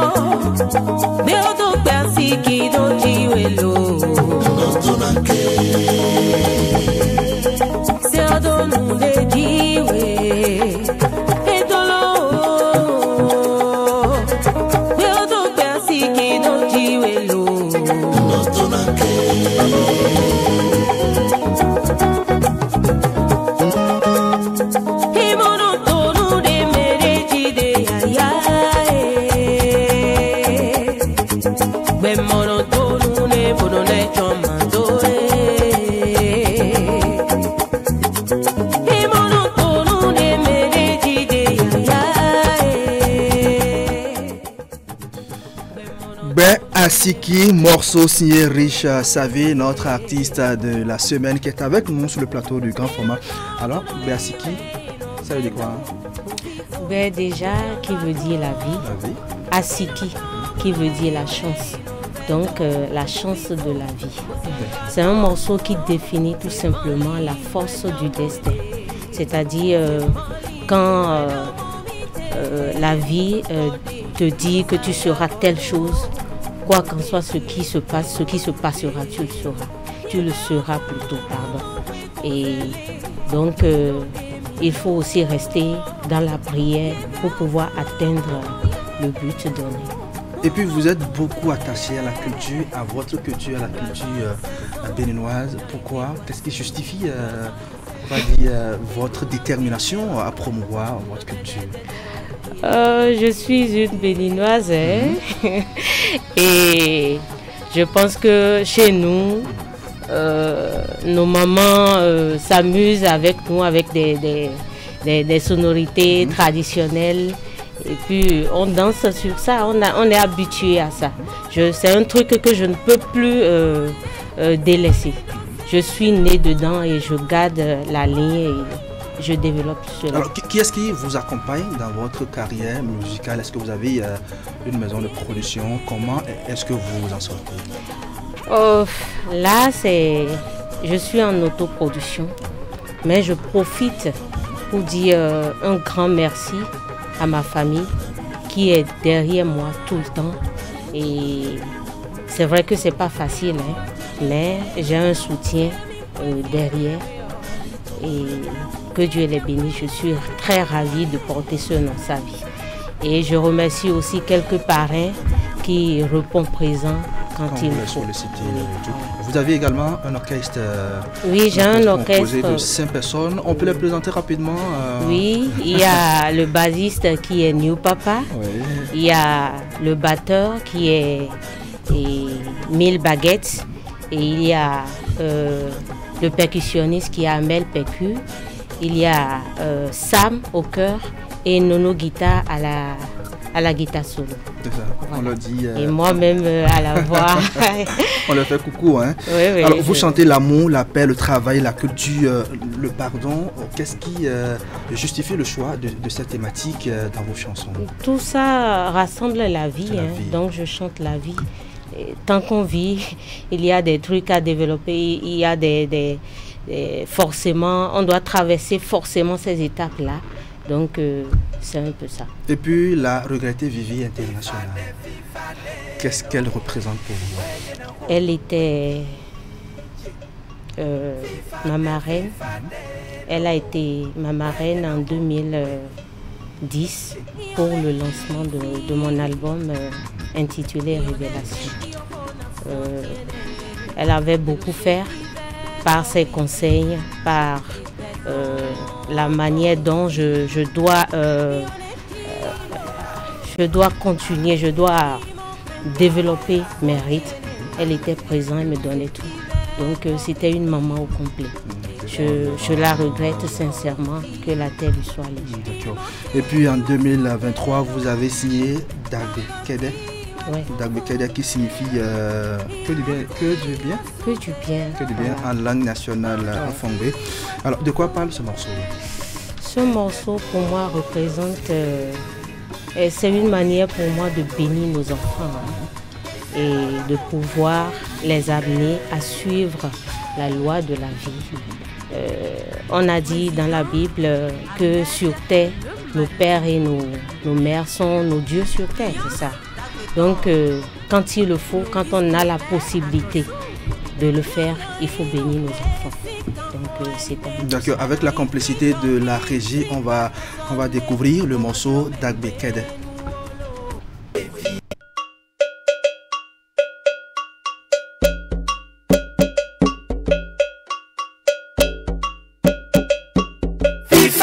FIFA de lo wenye na honu we viche FIFA de lo wenye na honu we viche Io mettisi io ne io fona sostiene io se vive co vivi e beton doiti io ne tiro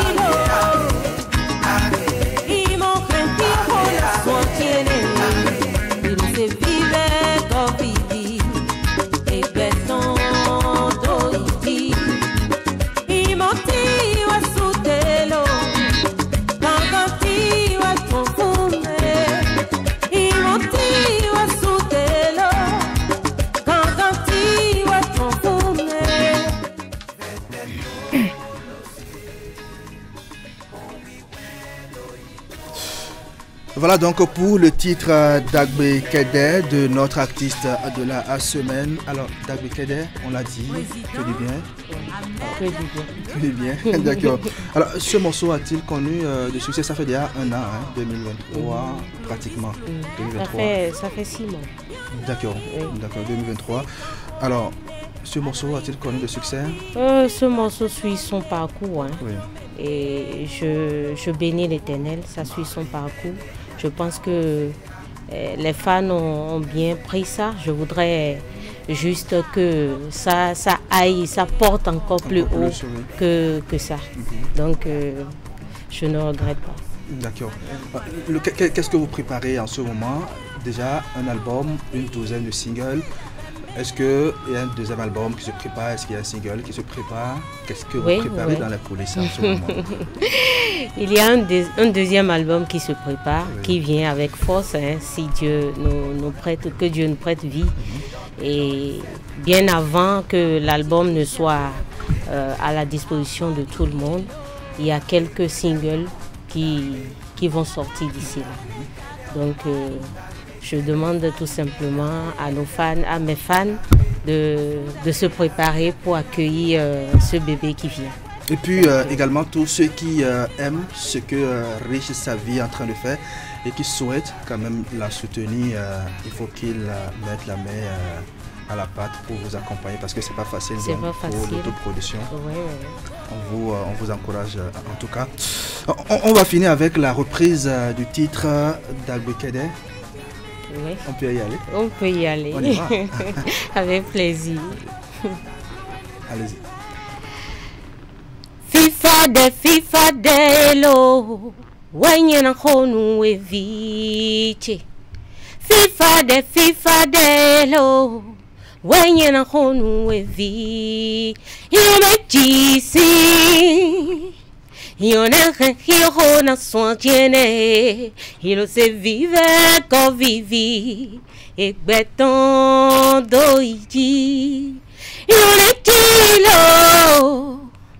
Il na soin tiene, il se vive ko vivi, et beton doiji. Il monti wa sutelo, ganganti wa chonfune, vetetolo sei. Mon oui wello ikno, et c'est tout beaucoup de mie. Nino inune si kanhoene, ano inficho vi si bate sonne, bumandro mende nu holo, mali mede nyanyo sea, bukagbon besen lo tie, donc bemano sa nou tonde a khone, le ade si nou enamo, bukadon si tie. La faro e vi, bemena nyonu elo,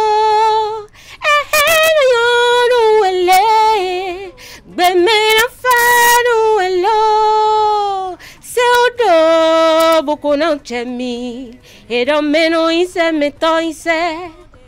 De joera se a jadielo dagwe kereanamo dagwe. Et puis la puissance dans la voix également. Merci. Rich Savy en direct sur le plateau du grand format. C'était notre artiste de la semaine. Merci d'être passé par ici. Très bonne chance à vous. Merci. Et puis beaucoup de courage. Merci. Très bonne journée.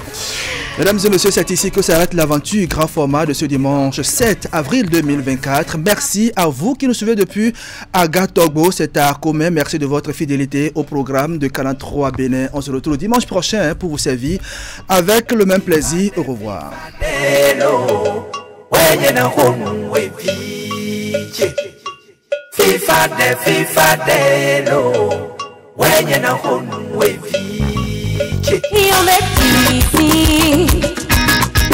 Io ne io con la sua tiene, io se vive con vivi, e questo doigi. Io ne tiro, io mo io con la sua tiene, io se vive con vivi, e questo doigi. Io mo tiro a su telo. Confunde il motivo è su telo, contigo confunde. Vete tú lo sé, con mi vuelo y no, y se la con tu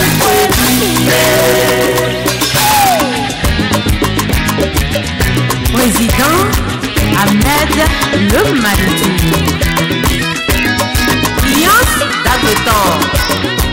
Clovis Clotaire à Gossou. Y'en a inondé si campoende, y'en a invité vie si patessonne, bon mangelo mende nuolo. Mali mende yanya osea, bukago, ese loye. Nous sommes chars, donc bonheur.